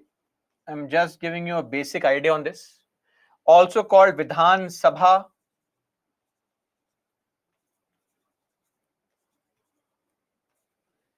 Right? Vidhan Sabha has members who are called MLAs. Meaning what? Members of Legislative Assembly. Then we have the Legislative Council. Some states, not all states. 6 states. Why do these 6 states only have it? Discussion later on. Also called Vidhan Parishad, and members here are called MLCs, members of Legislative Council. Which are the 6 states which have councils? These 6 states in ascending order of alphabetical order would be Andhra Pradesh, number 1, Bihar, number 2, Karnataka, Maharashtra, Telangana, and UP. These 6 states have legislative councils. Other states only have assembly. Andhra Pradesh, Bihar, Karnataka, Maharashtra, Telangana, and UP have both councils and the assemblies. Okay. And then finally, the three-tier structure we refer to, discussions later on. At the urban level, we have something called a municipality. And at the rural level, we refer to a common term called panchayat. And what are the gram panchayat, block panchayat, zilla parishad? Later on, in detail. Lastly, the honorable my lords, the judiciary. At the bottom, we have the subordinate courts, also known as trial courts, right? 24,827 judges in the country, across the country. Then we have high courts with 1,108 judges in 25 different high courts. And then we have just one Supreme Court with 34 judges, one Supreme Court, also known as the apex court. Why? Because apex refers to the what? Topmost court. And you see Supreme Court here and there and everywhere, interfering everywhere, giving judgments, orders. So we'll discuss judiciary in detail later on. Okay, this is the court system. Subordinate courts are also called trial courts. So if I by chance refer to the word trial courts, don't be confused that is this some new kind of court? Subordinate courts only, because it is here that trials takes place. Basically, you have seen the movies, right? In the movies, they'll always talk about how witnesses are called, blood-soaked weapon, and then witnesses are asked, "Did you see the crime being committed?" "No, sir. There was too much of. It was night. It was dark. Fog was there. I could not see properly." What is happening here? Trial is taking place. Evidence is being established. Facts are being presented there. That takes place in the lower court only. High Court and Supreme Court don't do all this drama, right? So there, if you have to submit a new fact suddenly, may be allowed. Otherwise, no need to call the witness again. All this drama takes place in lower court only. The trial, that is why they are called trial courts. In High Court and Supreme Court, they only check whether the law was applied properly or not. That's it. That is why the lower courts are called trial courts. Anyway, not of our concern. That is all as far as our basic discussion was concerned. Now, while we discussed this information, did we see any article? Of course, we saw two important articles. Article 246 and 248. And we also saw one schedule. Which schedule? Schedule 7. So we saw important articles and one schedule also.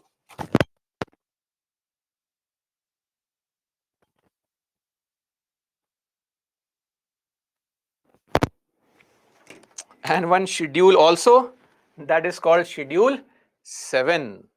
Okay.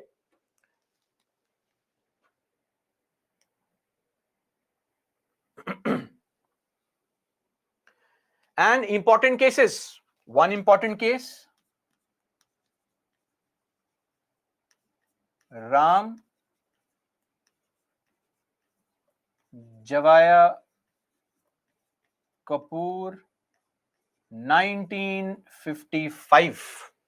Remember, the residual of all the governmental functions that remain after the legislative and the executive functions are taken away. Ram Javaya Kapoor. So this is where this important case is there. You should know this case. It showcases the importance of the executive actually. Okay, that's all as far as our basic concepts are concerned. Now we'll delve into our discussion on the topics as mentioned in the syllabus. Now, herein a slight deviation from what you normally would see. So over the course, I have to firstly, explain this point. Over the course of my teaching all these students, right, I have realized, so have the students, that rather than starting from the preamble and part one, part two, and all, it creates a lot of confusion. Why? Because a lot of things are not or are beyond your understanding. If I start reading the preamble here right now, sovereignty, democracy, republic, secularism, socialism, all these words are alien to you. We'll have to explain everything or ask you to assume everything. That is why we follow a slightly different pattern. It will have a way better effect on your understanding. What we'll do is we'll firstly study the executive at the central level, then we'll study the legislature at the central level, parliament, then we'll go for the states, executive and legislature. We are done. Then we'll study the panchayats, or rather, just write local self-governance, panchayats and municipalities. Then we'll study judiciary. By half of our classes, we would have covered this ground. LEJ over. Then we'll study all the remaining topics, Article 370, Jammu and Kashmir, Union Territories, Part 1, citizenship, emergency provisions, and we'll finish our discussion with center-state relations. Once we are done with the public administration side of our topics, we'll then discuss fundamental rights, DPSPs, fundamental duties, and finally we'll discuss the preamble. Towards the end, the last class will discuss preamble, the political science part of it. And I'll be doing nothing special. Even the makers of this great constitution passed the preamble in the very end. So we'll discuss the preamble in our last class. Okay, this will minimize the idea of us having to assume a lot of things. That will make a task easy for comprehensive understanding. Okay, so in pursuance of this, let's begin our discussion with the executive. First up is the Union Executive, Part 5 of the Constitution, Articles 52 to 78. But before that, a small point to be understood is something called order of precedence. Now, just think of it. You go to a party or a function, family function. You, your grandfather, and your father are standing. There are two chairs. Who will sit? Firstly, your grandfather, then your father. If there's only one chair, who sits? Your grandfather. Now, maybe in your house, your grandfather is now too old. He does not take any decision. Your father is running the show in the house. But even then, as a mark of respect, ceremonially, your grandfather is the one who sits. Right? That's a mark of respect. The same thing. In our country also, it does not mean this is the hierarchy of powerful posts and all. No, no, no. It simply is a ceremonial protocol list. Hierarchy of all the important positions of this country. So we have actually a hierarchy of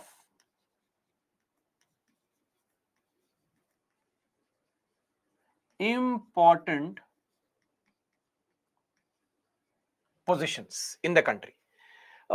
This would comprise of all the functionaries, all the dignitaries, important officials. They are listed at who is senior, who is junior. And this is maintained by the Ministry of Home Affairs, Amit Shah. So basically, think of this situation in future when you are allowed, or when you become an IAS officer and you're giving a speech, audience. In the audience, you have your friends, family members, general audience are there. The president is sitting there. Maybe the PM is sitting there, right? You don't walk in and say, "Hello, my friends. Hi, president. Hello, PM, sir." No, no, no. There's an order. You firstly address the president, then the vice president, then the prime minister, so on and so forth.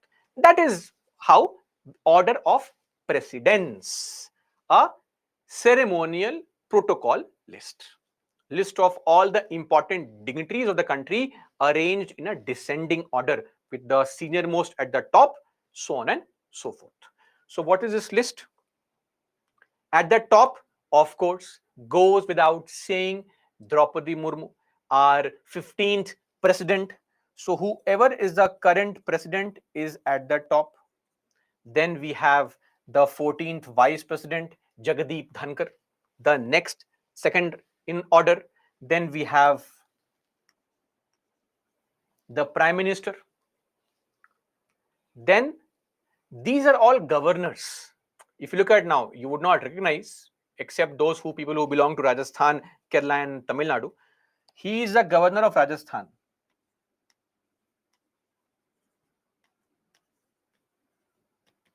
Kalraj Mishra.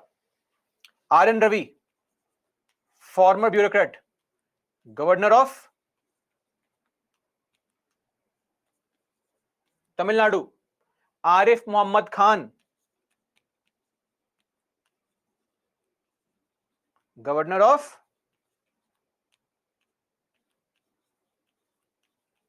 Kerala. Next is governors inside their state. Next in order, everybody's favorite, the former presidents of the country. So here we have one former president, the 11th president of India, Dr. APJ Abdul Kalam. So former presidents are also in order. Next we have deputy prime ministers. If there is any deputy prime minister in the country currently, we don't have anyone, then that person can be ranked in the order, if any. Like around 20 years back, we had Lal Krishna Advani in the photograph. He was the deputy prime minister when Atal Bihari Vajpayee was a prime minister. Then two people have the same rank. One is, of course, the Speaker of Lok Sabha, the House of People, the chairperson there, Om Birla. And we know the very woke CGI currently, the current Chief Justice of India, the 50th Chief Justice, Justice D.Y. Chandrachud, CJI, Chief Justice of India. Both have the same rank, 7th in order of precedence. This is the entire list of 14, 15. We have a longer list also. There is no need to mug up this list. So first we have president, then VP, then PM, governors in their state. If you go outside your state, your rank comes here, 10th. For example, just to explain this point, say this person R.N. Ravi. R.N. Ravi is the governor of Tamil Nadu. If you go to Tamil Nadu, R.N. Ravi is 4th in rank. But let's say you go to Maharashtra, and R.N. Ravi has also come to Maharashtra. Then R.N. Ravi's rank comes below former president, below deputy PM, below CJI, below speaker, and it comes to rank number 10. That's how it is. Then we have some IAS officer also, rank 14. See this, cabinet secretary. Who is a cabinet secretary? Cabinet secretary is a senior most IAS officer. Every aspirant sitting here in this class, you should, if you don't have it, this should be your dream. If you want to choose IAS as your first preference, this should be your ultimate target, to be the cabinet secretary of the country. Of course, there are certain issues and concerns. People who normally clear the exam at a slightly relatively younger age have an unblemished career, right? No controversies, have been part of some very interesting, innovative bureaucratic decisions, etc. Of course. And if you play your cards right, have the right friends in political circles, that's also there, right? So this is the order of precedence. Around 20 years back, UPSC became obsessed with this question. 4 years continuously, they asked one question every year from this order, and then they suddenly stopped. After 2004, no question has been asked. That is why this is a very low hanging or low priority topic in UPSC. But we should know this order of precedence. Solve a question for me quickly. A question asked around 20 years back.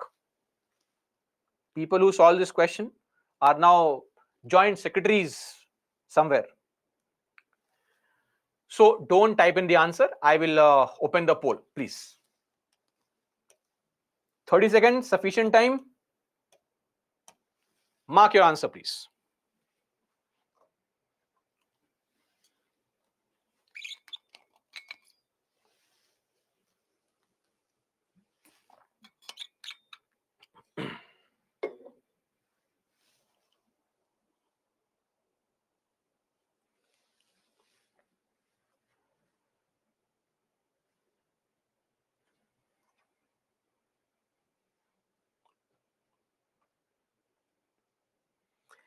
52% have marked the correct answer. Absolutely correct. Great. Amazing. As per Indian protocol, who among the following ranks highest in the order of precedence? Basically, governor ranks fourth in the order of precedence in the same state. Then come the former presidents, number 5. Then the deputy prime minister, number 6. And then the CGI and the speaker of Lok Sabha, number 7. So, C is the right answer. You can verify this fact here. See, governors in the state, then former presidents, then deputy prime minister, and then speaker of Lok Sabha. Anyway, so that's it as far as the order of precedence is concerned. Don't worry.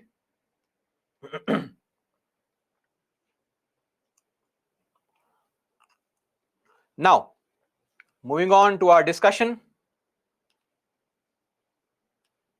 Oh, somebody says my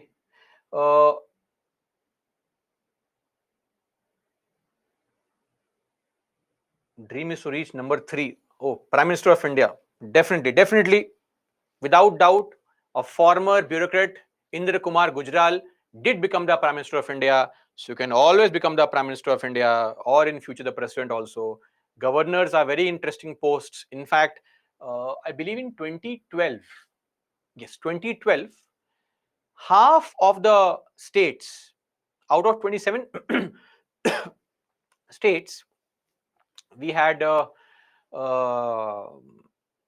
14 states where the governor was a former IAS officer. So that's also there.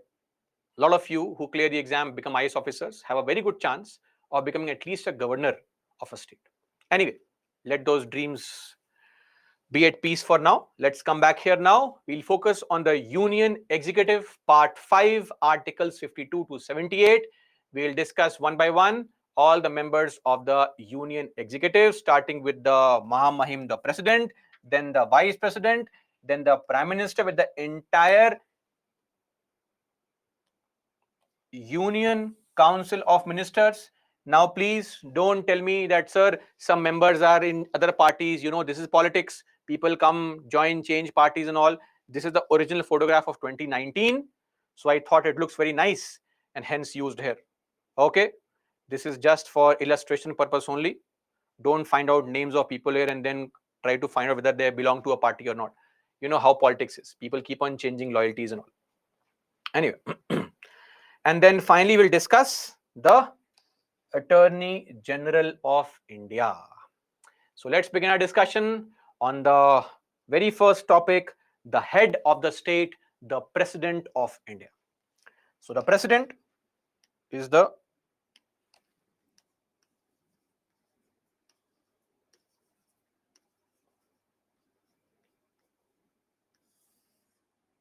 head of the state. And Article 52 says there shall be a President of India. Shall, mandatory. It's not optional. Should we have a president? I don't think you have to have a president. Shall makes the provisions mandatory. Now, the President of India is also the figurehead. in the words of Ambedkar, figurehead. But he or she is also a nominal head. Nominal head refers to somebody with no real powers. And he or she is also called de jure head. De jure head means somebody who is head by law. De jure means by law. Lawfully, she is the head of the country. But we know very well that she is not the real head. The real head is a prime minister. He is a real boss governing the country. Acha, why am I saying this statement? There has to be some reason for it. We'll discuss the reason maybe today only, but towards the end of our discussions, as to why we are making the statement that the president is just a nominal head. But understand this point, in our country, the Indian president does not have real powers. I mean, some situations, minute real powers are there on rare occasions. Otherwise, it's always the PM who is the real boss of the country. That is the basic premise of a parliamentary system of government. We'll discuss this shortly.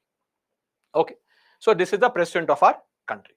Now, coming to the person's election. So, our president is an elected president, right? Because India is a republic, right? Republic means the head of the state is elected. Unlike, say, UK is not a republic, it is a monarchy where you have a hereditary head. But in India, France, etc., such countries, the head is elected, whether directly by people or indirectly. That does not matter. If the head of state is elected, that country is called a republic. India is a democratic republic. So the president is elected. Election of president is governed through various provisions of the constitution, articles 54, 55, 58, 62, 71. It is also governed through a law. There is a law also called the Presidential and the Vice Presidential Elections Act 1952. And there are rules also, the Presidential and Vice Presidential Election Rules of 1974. Law and rule, two different things. Act is a law. Acts are made by legislature. Yes or no? Laws are made by legislature.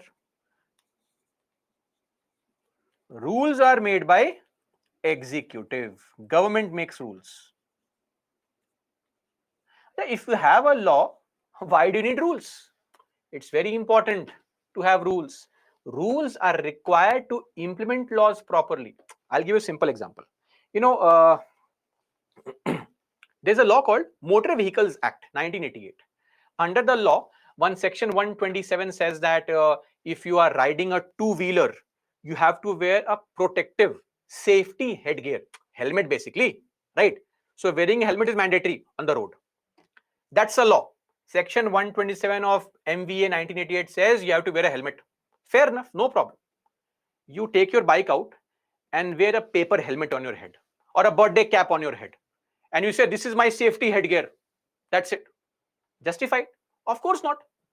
Now, the parliament cannot make all these elements that your helmet should be of diamond or gold or carbon fiber or plastic or whatever. Parliament made a law.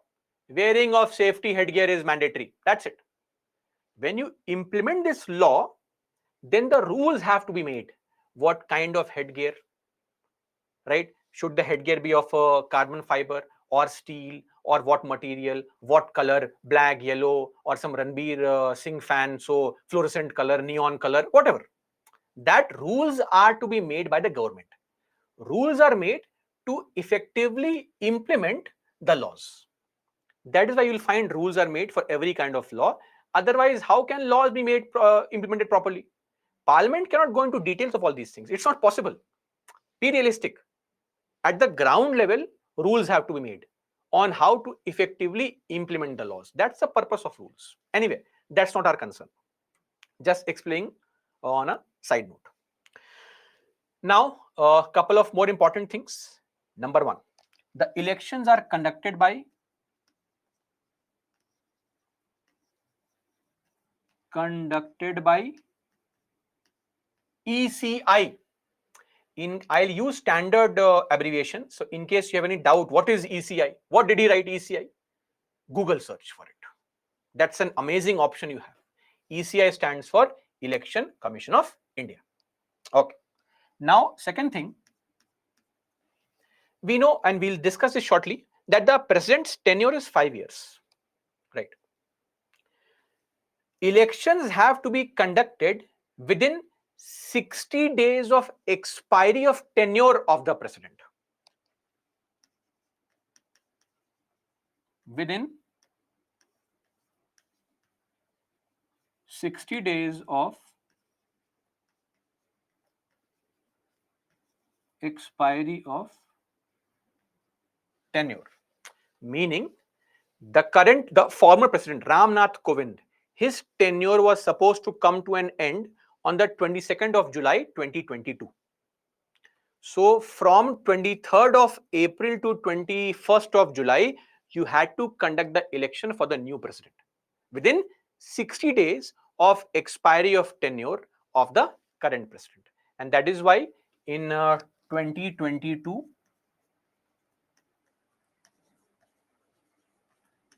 the date of election was 18th of July. Why? Because date of expiry of tenure was 22nd or 25th of July. I'm not really able to recollect the exact date, though that exact date is not of any importance to us. It was either 25th or 22nd. So we conducted the elections beforehand. So that is there. And who conducts the election is Election Commission of India. But when the voting takes place, who actually gives ballot paper, stands there, like basically invigilator. In your examination hall, you have somebody called invigilator. Same thing here. Who is actually looking into the conduct of elections? That person is called returning officer.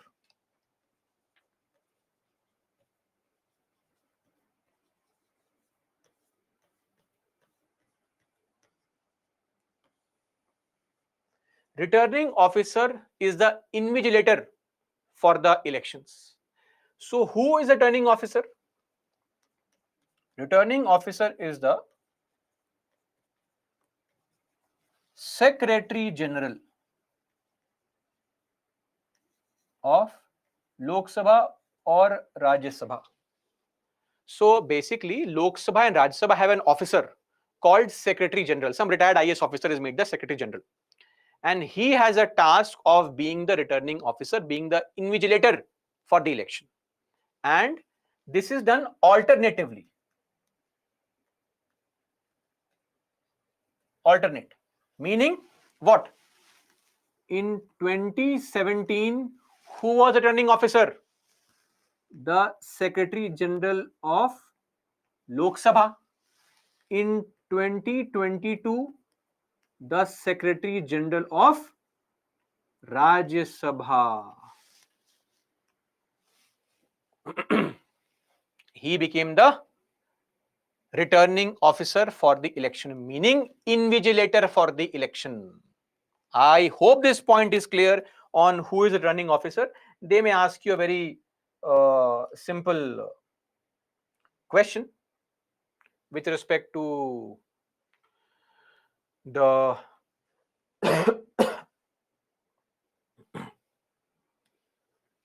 with respect to the returning officer being the Secretary General. Secretary Generals are basically appointed by the government only in consultation with the presiding officer of the House, that is the Speaker or the Chairperson. Anyway, now coming to Electoral College. What do you mean by Electoral College? Electoral College refers to voters, electors. Elector is a term used for voter. In the Lok Sabha elections that we have in our country or the Vidhan Sabha elections, who votes? We vote. Common man votes, common woman votes, or common person votes, citizens vote. We are called electors. But we are here referring to election of the Indian president. So for the election of the Indian president, the MPs and MLAs vote. We are not allowed to vote. I hope this point is clear. Only elected MPs and elected MLAs will vote. Elected MLAs of all the states. That is what is mentioned in the constitution. States also includes what? Those UTs which have assembly. So basically, there are two UTs in the country: Delhi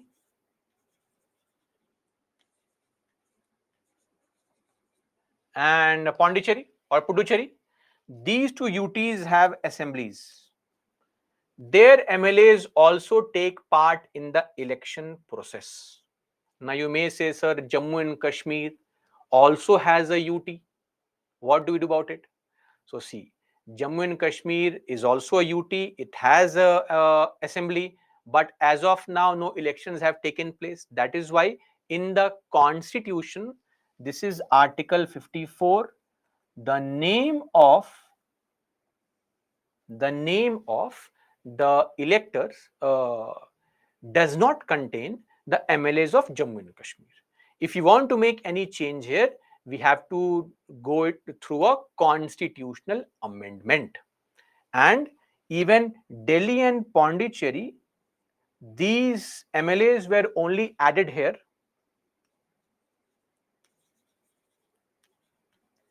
via the 70th Amendment Act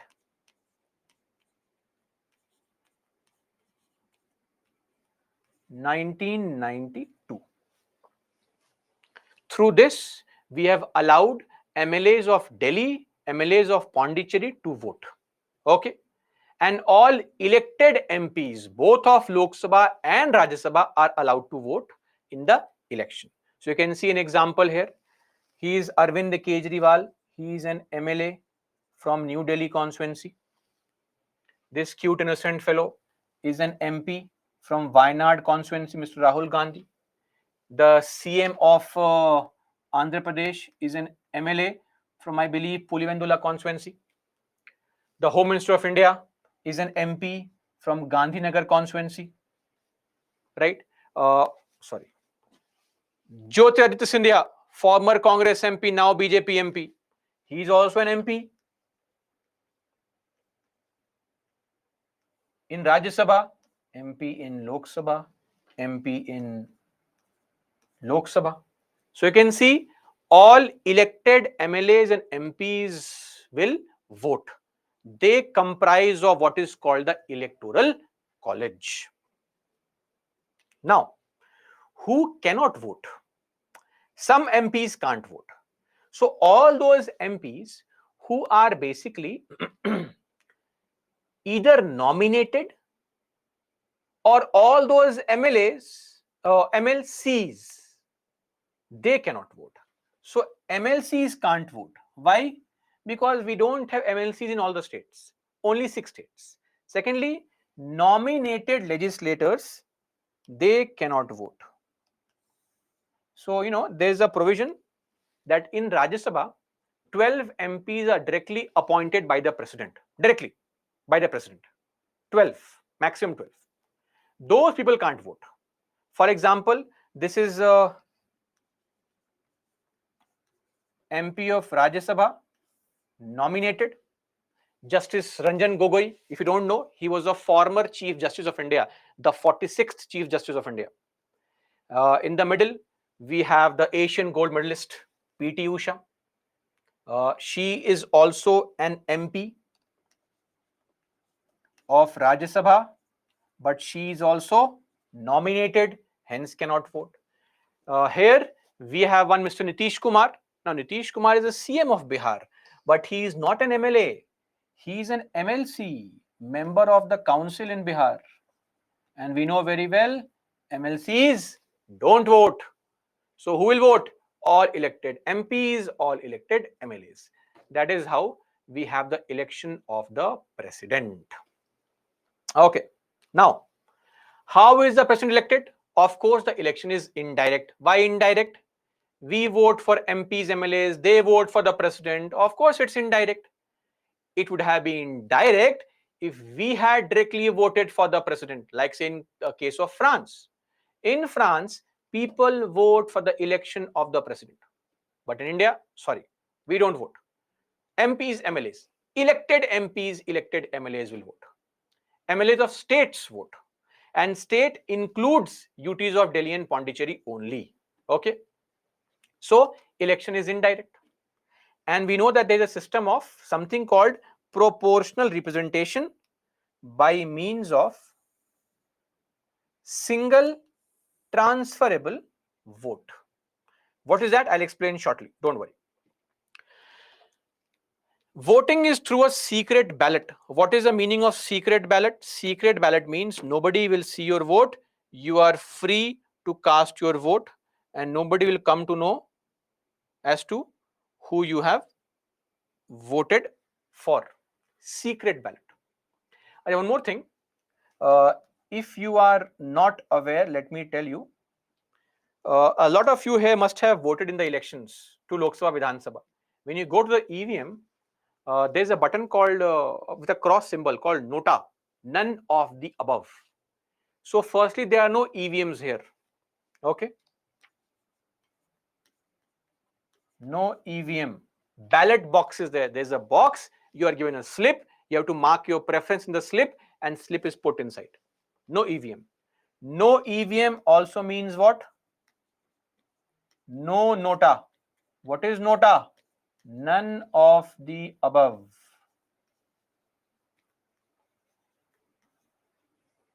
There is no concept of Nota here. You have to choose somebody. If you don't choose anyone, your vote is cancelled. Then there is no proxy also. What is proxy? In your college days, remember, you would have proxy attendance. Your friend marks the attendance on your behalf. Now, in voting, it is allowed. If you are a service voter, let's say you are in the armed forces, fighting on the border, you won't come back and vote. It could be dangerous. We can't leave the borders. So you can appoint anybody and that person can go to the polling booth and cast a vote on your behalf. That's called proxy voter. Or if you are an IFS officer posted in a foreign country, then somebody can vote on your behalf in your constituency, in the Lok Sabha, Vidhan Sabha. That's called proxy voting, basically. But in the election of president, if an MLA is not present, is outside the country, can he choose somebody else to vote on their behalf? No, it's not allowed. You have to be physically present. If you're not present, your vote is gone. Sorry, nobody cares. And there is a conscience voting. You are free to vote for any person.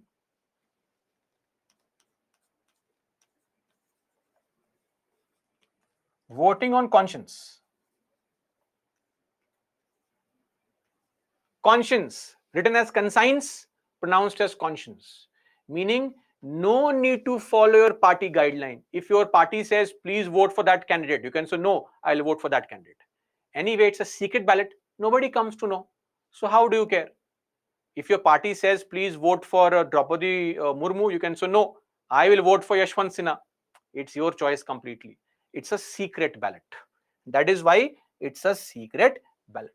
And of course, counting takes place in New Delhi. I don't think that is a required information here, but still.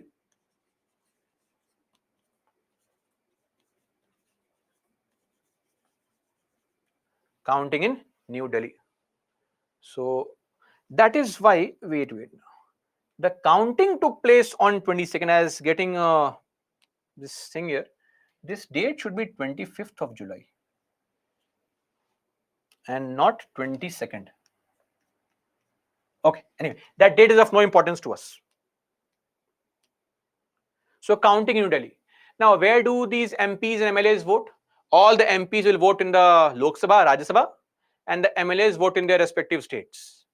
Now, of course, let's say you are an MLA and you are in Delhi right now, then you can be allowed to vote, but only with the permission of Election Commission. Why? Because Election Commission conducts the election. That is why. Now, coming to a very simple information here. This is what is a ballot paper. I was referring to a ballot paper, no EVM. So, if you are if you are an MLA of any state, you are given a ballot paper. This is the ballot paper. This is in white, of course, but this is for say a state. If you are an MLA of a state, you get this ballot paper, where your ballot paper is actually in pink. This is just a rough ballot paper. The entire ballot paper is actually pink in color. Okay. And your state's name is mentioned here, Bihar. So you are an MLA of Bihar. Clear? Second, if you are an MP, then your ballot paper is in green. And this is for MP. See, Parliament. What is the number here? I'll discuss later on. So you have name of candidates. All these names, people who want to contest elections. Let's say this person, some random name is there. This is just an illustrative ballot paper published by Election Commission as an example. Jabir, name here. And you have to mark your preference. Preference meaning what? Very simple. Let's say you go to a multiplex to watch a movie. There are 3 or 4 movies running. One movie is say Pathan, one movie is say Circus, one movie is Ananya Pandey's movie is there, whatever. Now, when you go to watch a movie, you may say, I'm an Ananya Pandey fan. She's the best actress on this planet. I'll watch her movie only. My first choice, Ananya Pandey movie.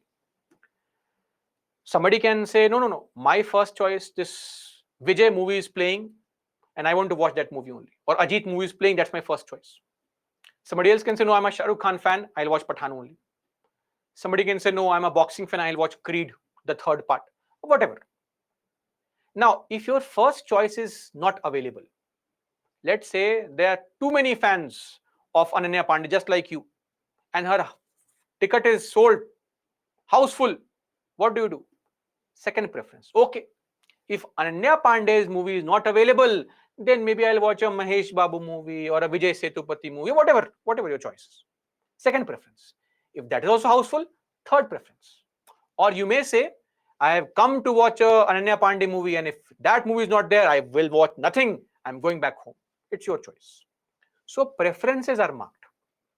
So every voter, like say I'm a voter, I'm an MLA, say, in the state of Bihar, I'll get this paper slip. I have to mark my choice. I say, Jabir, I will give you first preference. Ravi Yadav, second preference. Rajesh Kumar Singh, third choice. Rohit Kumar, sorry, I won't give you any preference. That's possible. Let's say I'm an MP. I say, Rajesh Kumar Singh, my first choice. Rohit Kumar, second choice. Jabir Yadav, Ravi, I won't give you any choice. I don't care. Possible. This is called preference. That is how you mark the preference in the election to the president. You are given options. That is why you can't have EVM. Because for EVM, you only have one button. You press the button, vote registered. You don't have options that this is my first choice. If Jaibir is not elected, then Ravi Yadav is my second choice, so on and so forth. So this is actual ballot paper that is used. Just that the backdrop is green and pink depending on MLA ballot paper or a MP ballot paper. Okay. Now coming to a very important element of our election of the president. This is the concept of what we know as vote value, right? So this is a part of Article 55 only, where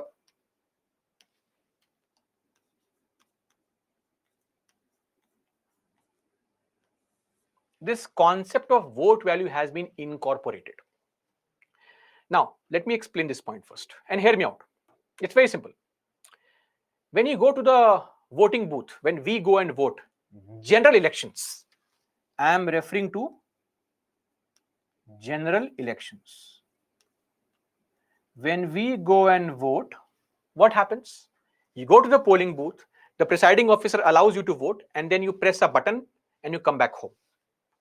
When you press a button, how many votes are registered? Only one. That is why the concept one person,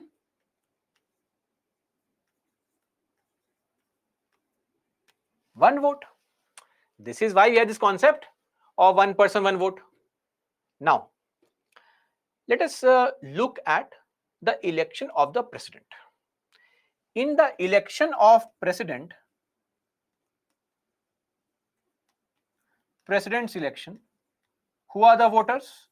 The voters are MPs and MLAs. They are the voters. Now, when an MP is pressing the button or here casting his vote, do you think it is only his vote? MP has been elected by an entire group of people of his constituency. They have voted for him. He has the support of all those people. MP is not just representing himself or herself. He or she is representing the interest of entire 10-15 lakh people maybe of the constituency, right? That is why we can't have MP and having a vote value of one. Number one. Number two, MPs and MLAs are two different categories of people. MLA is in the state only. MP is for the center. How can they be of the same level? If you make one vote for MP, one vote for MLA, that would be a problem. You are equating both of them. They are not the same. I'll give you a simple example. Let's take this. This is a state. This state is divided into various small parts. For the conduct of election, your state is divided into small parts and those parts are called constituencies. I hope you know this. And from every constituency, people are chosen. Let's say this is the state of whatever state, Maharashtra. Let's say this is or say Andhra Pradesh or Assam, any state you choose. Let's say this is the state of Assam, for example. Assam state is divided into 126 small parts called constituency. From each small part, you will have an MLA. In total, there are 126 MLAs in Assam. 126. But the same state has how many MPs? Assam has only 14 MPs. Meaning this entire state is now divided into maybe 14 parts only, right? Whatever is the 14 part size. This means what? A very large area refers to MP's constituency. Just very simple. A state is divided into 126 parts. A state is divided into 14 parts. Who is commanding a bigger area? MP or MLA? Of course, the MP, because the state is divided into only 14 parts. So, of course, MP has a larger area. MP has more people supporting him. That is why the vote value of MP should always be more than vote value of MLA. Why? MP represents either a larger area or more people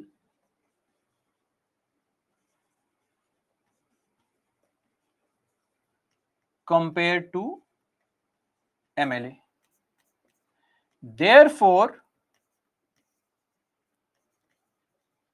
vote value of MP must be greater than vote value of MLA. I hope this point is clear. Vote value meaning what? When the MP casts a vote, it should not mean one vote only. It has to have more value than when MLA is casting a vote. I hope this point is clear. So this is where we have this concept of vote value. Okay. Now, coming to how to calculate this vote value.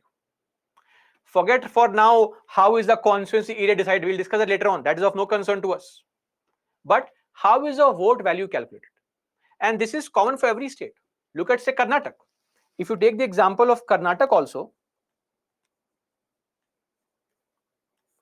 how many MLAs are there in Karnataka? So all those people who are from Karnataka would know Karnataka has 224 MLAs.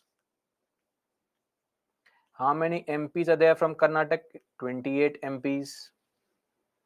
Take Maharashtra, for example.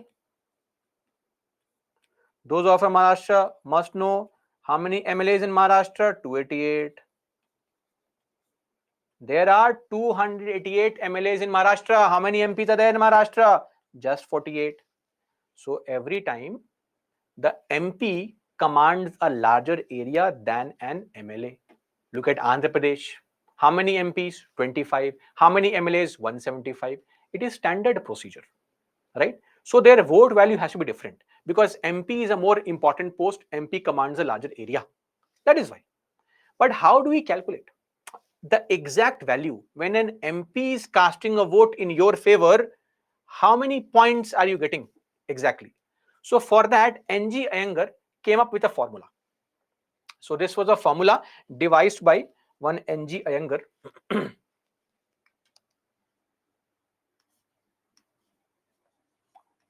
NG Iyengar. Name may not really be important. So what is the formula?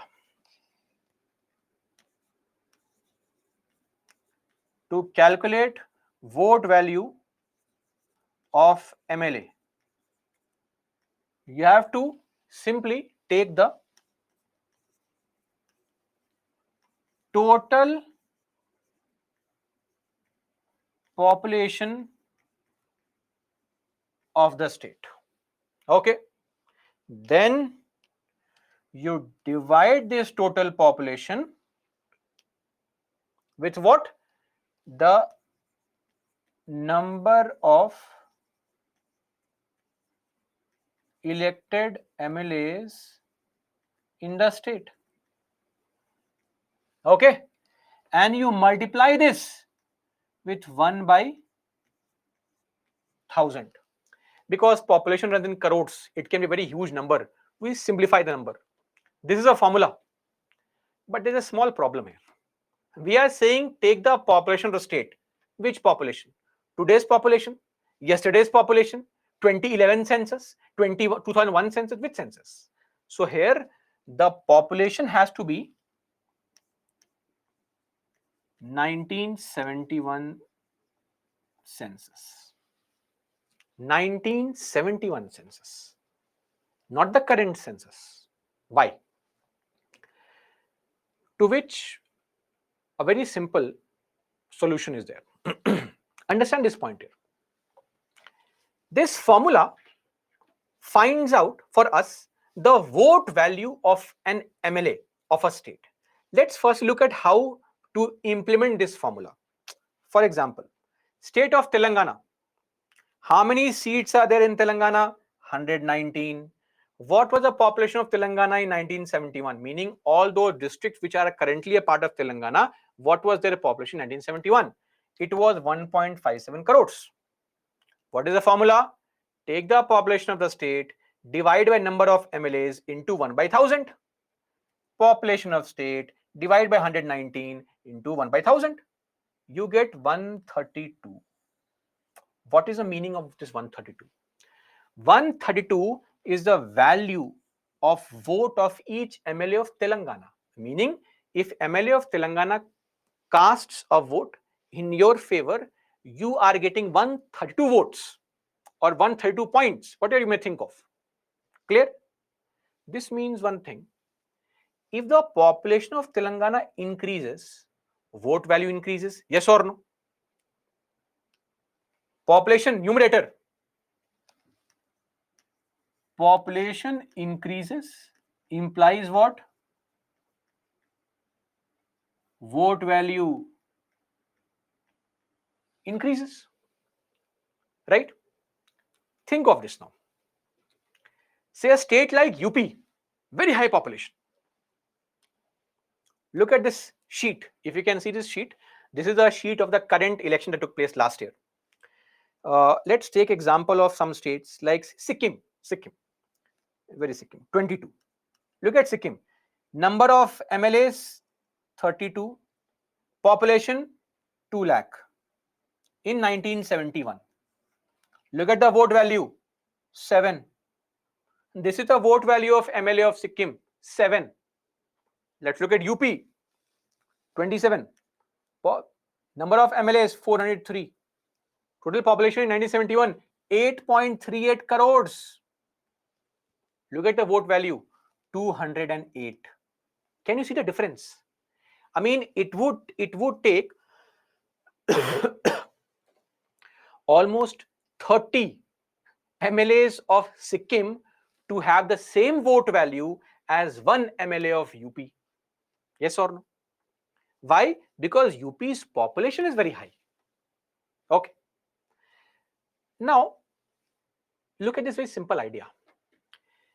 Back in 1970s, India realized that we are facing a huge population explosion. And we found that the southern states have understood this problem. Literacy rates were high. They understood that if you have more kids, that means more mouths to feed, more stomachs to feed, more care is required, right? But and the southern states started taking proactive steps to spread information about controlling population, having lesser children. But in the northern states, there was nothing of this sort. No such step was taken. In fact, the idea was more kids, meaning more hands to work. Have more kids. That became a problem, right? And because of that, the northern states took no step to improve or to curtail their population. No, no. Now, if you keep on changing the census to 1981 census, 1991 census, the population of northern states has kept on increasing. Southern states has stabilized. Don't you think the vote value of northern states will keep on increasing, right? This means now whoever wants to win the election as a president, he only has to control the northern states, their MLAs, that's it. Once you have win their hearts, it's sufficient. Look at the simple situation. I will have to convince 30 MLAs of Sikkim to get the same number of votes, that is 7 into 30, 210, that I can get by convincing only one MLA of UP, because population.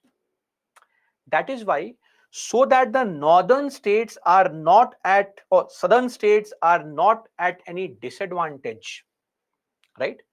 To ensure that northern states also start pursuing the agenda of population control, right? So that the southern states are not punished for controlling population, we said we are going to use 1971 census only. So, just to add this point here, 1971 census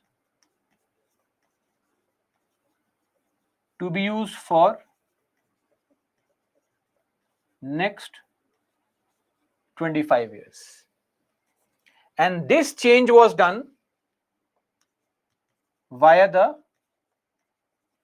42nd Amendment Act 1976.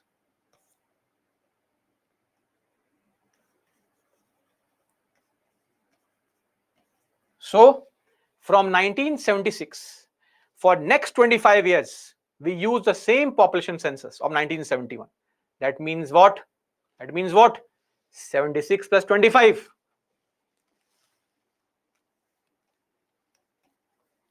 Till 2001. In 2000, we saw that, see, the northern states are still not taking any step to control population. They keep on having kids and kids, 5, 6, 10 kids in each family. No, not each family, but in a lot of families. We have to keep a check on this. So we said, wait. Even now, the northern states are still not stabilizing their population. We have to further extend this for next 25 years. So, use of 1971 census extended for another 25 years. This means now till 2026. And this was done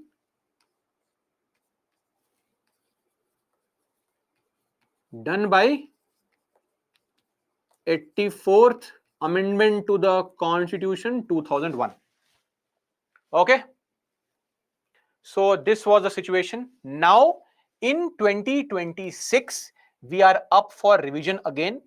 In case the center feels that they can use the latest census, 2021 census, because 2021 census hopefully will be published by then. The task will start maybe in the end of December 2024 after the elections and all. So maybe we'll have a census of 2021. So that may be used. Again, it is subjective to the center. They can again say we are extending this again for the next 5 years. Who knows? 25 years. But as of now, we use the population of 1971 census only to calculate the vote value of MLA. I hope this point is clear. Now we have already calculated the vote value of MLA. Now what's the next step? The next step is to calculate the vote value of MP, because that has been our contention. We are saying that the MLAs and MPs are of different importance. How do we calculate it? Very simple. What you do is you calculate the vote value of MLA of one state, calculate the vote value of all the MLAs together. This is the value. Similarly, calculate the vote value of one MLA of Arunachal, calculate the vote value of all MLAs of Arunachal. You keep on calculating the vote value of all the MLAs of the entire country. Total vote value of all MLAs.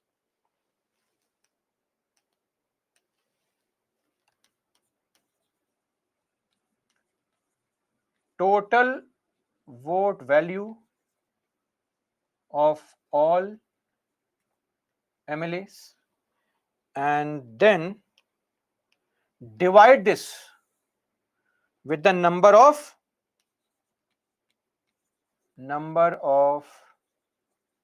elected MPs. Total number of elected MPs. So look at this. The total number of elected MPs in our country, Lok Sabha is 543, Rajya Sabha is 233. See, in Rajya Sabha, there are 245 MPs.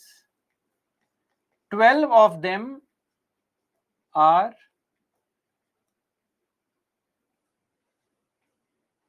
nominated.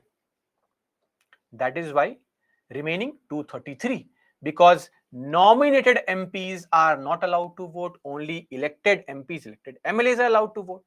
That is why the total is 776, and we have already calculated the total vote value of all the MLAs. Look at this here, 543231, 543231. This figure here, add all the vote value of all the MLAs, 543231. Then divide by 776, you get the value of 700. This is the vote value of one MLA. I hope this point is clear as a formula. This number is actually fixed.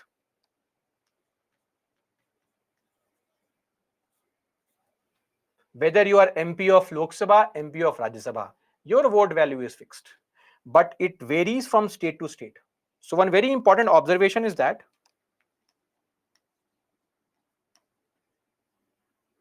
vote value of MLAs, it varies from one state to another. But vote value of MP is fixed and the number as of now is 700. Now in your books, say Lakshmikant and all, this number may be mentioned as 708 because Lakshmikant used the 2017 figure. Now in 2017, Jammu and Kashmir was a state. It is now not a state. So the name of Jammu and Kashmir is not there and hence the vote value has come down. So this is the current figure and the correct figure also. Anyway, number may not really be important. And that is why now you can see in the ballot paper, they mention this 700. What is this 700? This 700 is nothing but the what? Vote value. So, if you are marking a preference for Rajesh Kumar Singh, preference number 1, Rajesh Kumar Singh is going to get 700 votes. 1 into 700. I hope this point is clear. Also, come here. Look at the vote value of Bihar. Bihar, 173. So, come here. In the ballot paper of Bihar, 173 is mentioned. Meaning what? If this is the vote value of MLA of Bihar, meaning if Mr. Jabir has received the first preference, he will get 173 votes. This is how the election takes place with respect to the president.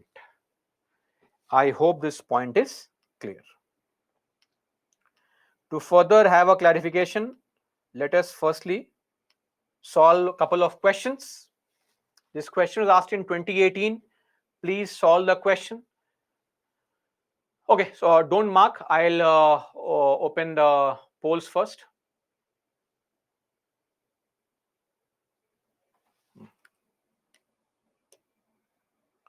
I think 30 seconds should be sufficient. Okay.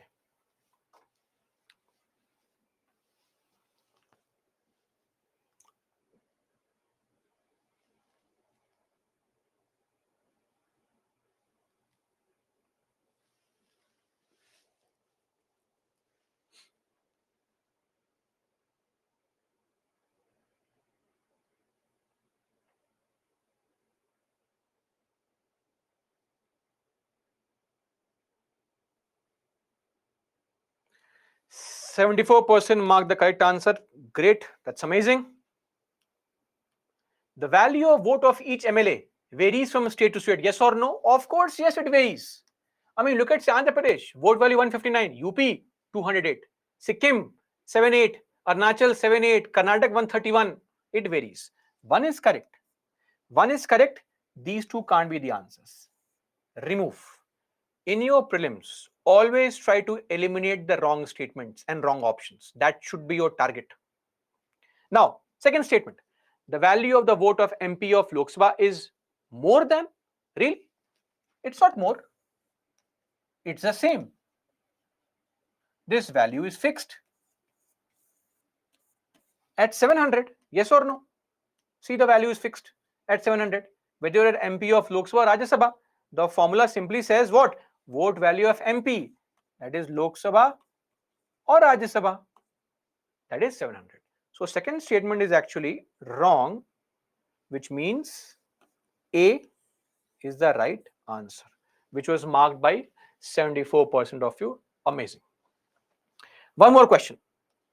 One more. 20 years ago, this question was asked.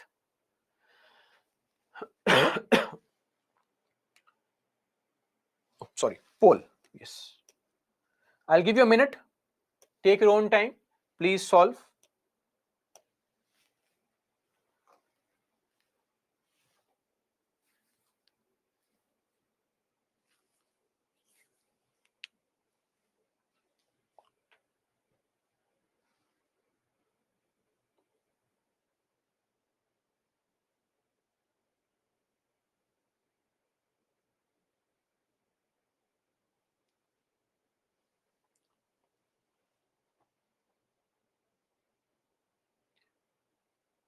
Please try to eliminate the options, and when you have eliminated all the options, whatever is left has to be the right answer.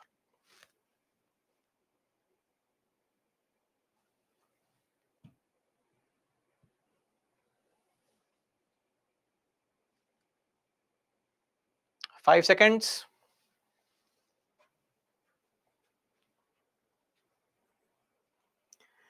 53% marked B and 13% marked A. Okay, let's see. Let's see.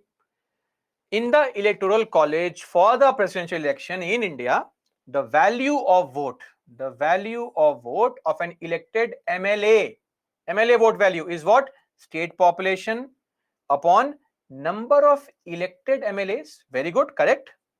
Into 100, 1000. This is into 1 by 1000, not 100.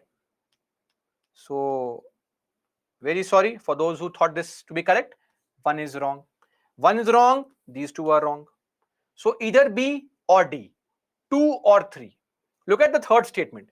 There were more than 500 members in the latest elections. We can't know all this. How many MLAs, MPs are there? It's a difficult statement to know. Just let me tell you, this kind of statement is very difficult to know. How many total number of voters are there in the country, MLAs, MPs? But look at the second statement. The value of vote of an elected MP equals total value of votes of all elected MLAs, yes, upon total number of elected MPs. This is the exact formula.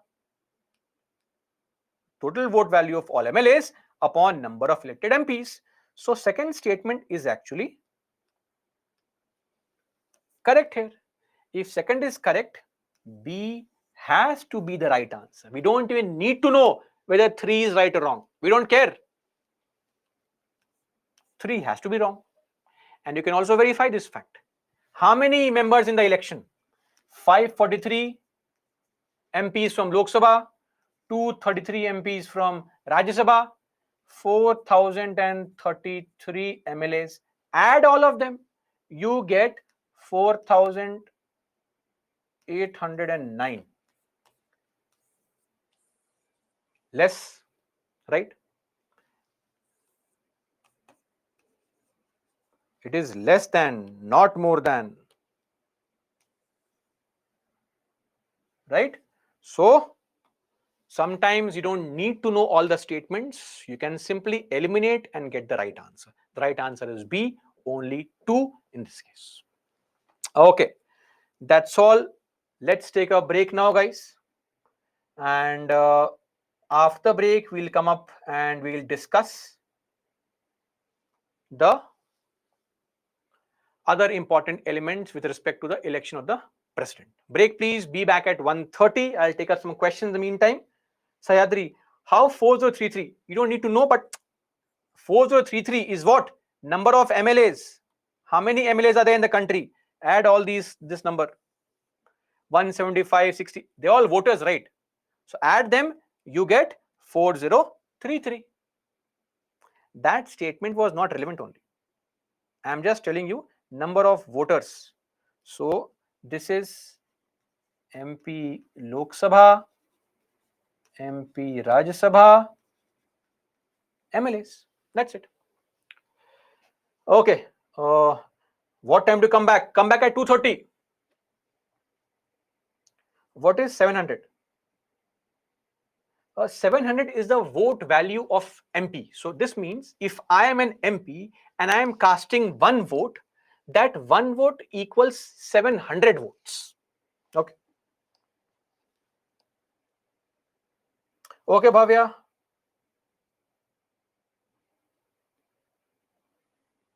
Shalu, within 60 days, point not clear. See, Shalu, basically what we are referring to here is every president, once he or she comes to power, they are given 5 years of tenure. Okay. So, example here. Let's come to this example here.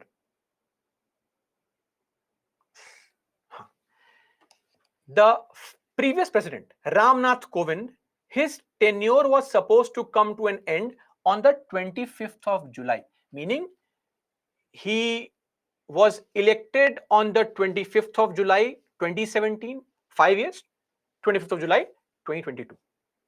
Now, within 60 months before the end of tenure, meaning from the 26th of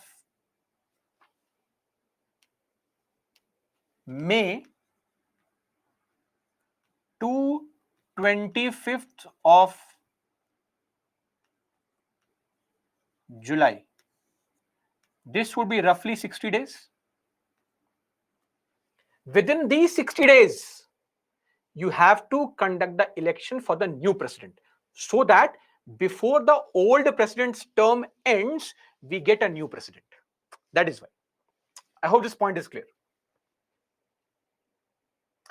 Yes, Shivang, we can choose one person also. There is absolutely no need to give preferences. You can simply, as I said, if you are a die-hard fan of Ananya Pandey, you can simply say, I'll only watch her movie, nobody else's movie. It's okay. A.S. Hussain, nominated MPs can't take part because, see, they are chosen by the president only, nomination. That is why, to have more fairness, they are not made a part of the voter list.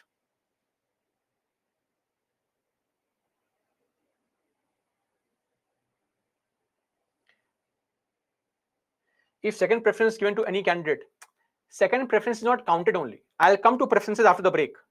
See, we only choose first preference. Second preference will only be done under specific circumstances. We'll discuss that later on after the break. Jay. See, Jay, I am a single MP, right? I will mark my preference that Mr. or Srimati Draupadi Murmu is my choice. But when I mark my choice for her, she is getting 700 votes because whenever I mark my preference equals 700 votes, not one vote. In normal elections, if I go to vote and I mark my vote for Narendra Modi as a MP from Varanasi, my vote means one vote only. But if I'm an MP or an MLA, if I'm an MLA from UP and I'm giving my vote in the election of president, my vote equals 208 votes, not one vote.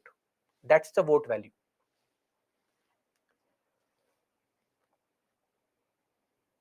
Vipin, ignore second preferences. We'll discuss this after the break. Shalu, Secretary General. Shalu, I had mentioned the Secretary General. Secretary General is an officer who takes care of the administrative department of the Lok Sabha and Rajya Sabha. See, Lok Sabha, Rajya Sabha have to function. Every MP needs to get a photocopy of bill, proposal, etc. Who will take care of all these things? Somebody has to. There's an office for Lok Sabha, office for Rajya Sabha. That office, like say in Byju's, it's not just teaching here. You have administrative office also here. So somebody is the head of the administrative department also. So in the Lok Sabha, there's a person called Secretary General who is the head of Lok Sabha administrative department, and there's somebody called Secretary General of Rajya Sabha. He is the head of the administrative department or the secretariat of the Rajya Sabha. That is what is a Secretary General. Harisha, why indirect elections? We'll discuss this also shortly. See, in one line, why indirect? She has no powers. Why to waste time and energy into selecting somebody who has no real power only? That's the reason. M. Sai, for Prime Minister, who will vote? PM is not elected. PM is appointed. So we'll discuss that later on. That we have, see, Narendra Modi has been made PM because he's a leader of BJP. Mind you, only people of Varanasi have voted for him as an MP. If you are not from Varanasi, you have not voted for Narendra Modi. You have voted for somebody else, some MP from your constituency. That MP has gone in the Lok Sabha and said, I am choosing Narendra Modi as my Prime Minister. So PMs are not elected directly by people. Yes, Jay, every MP has 700 votes for the election of president. Shalu, no whip, no anti-defection law is there in the election of the president because it's a secret ballot vote. Yes, Bharti, that's absolutely correct. It's a very typical election process with no power, very complicated, but what can we do? Right, that's it. Anyway, let's take a break, guys. After the break, we'll take up for discussion our remaining points. So be back at 2:30 and we'll discuss the proportional representation and single transferable vote.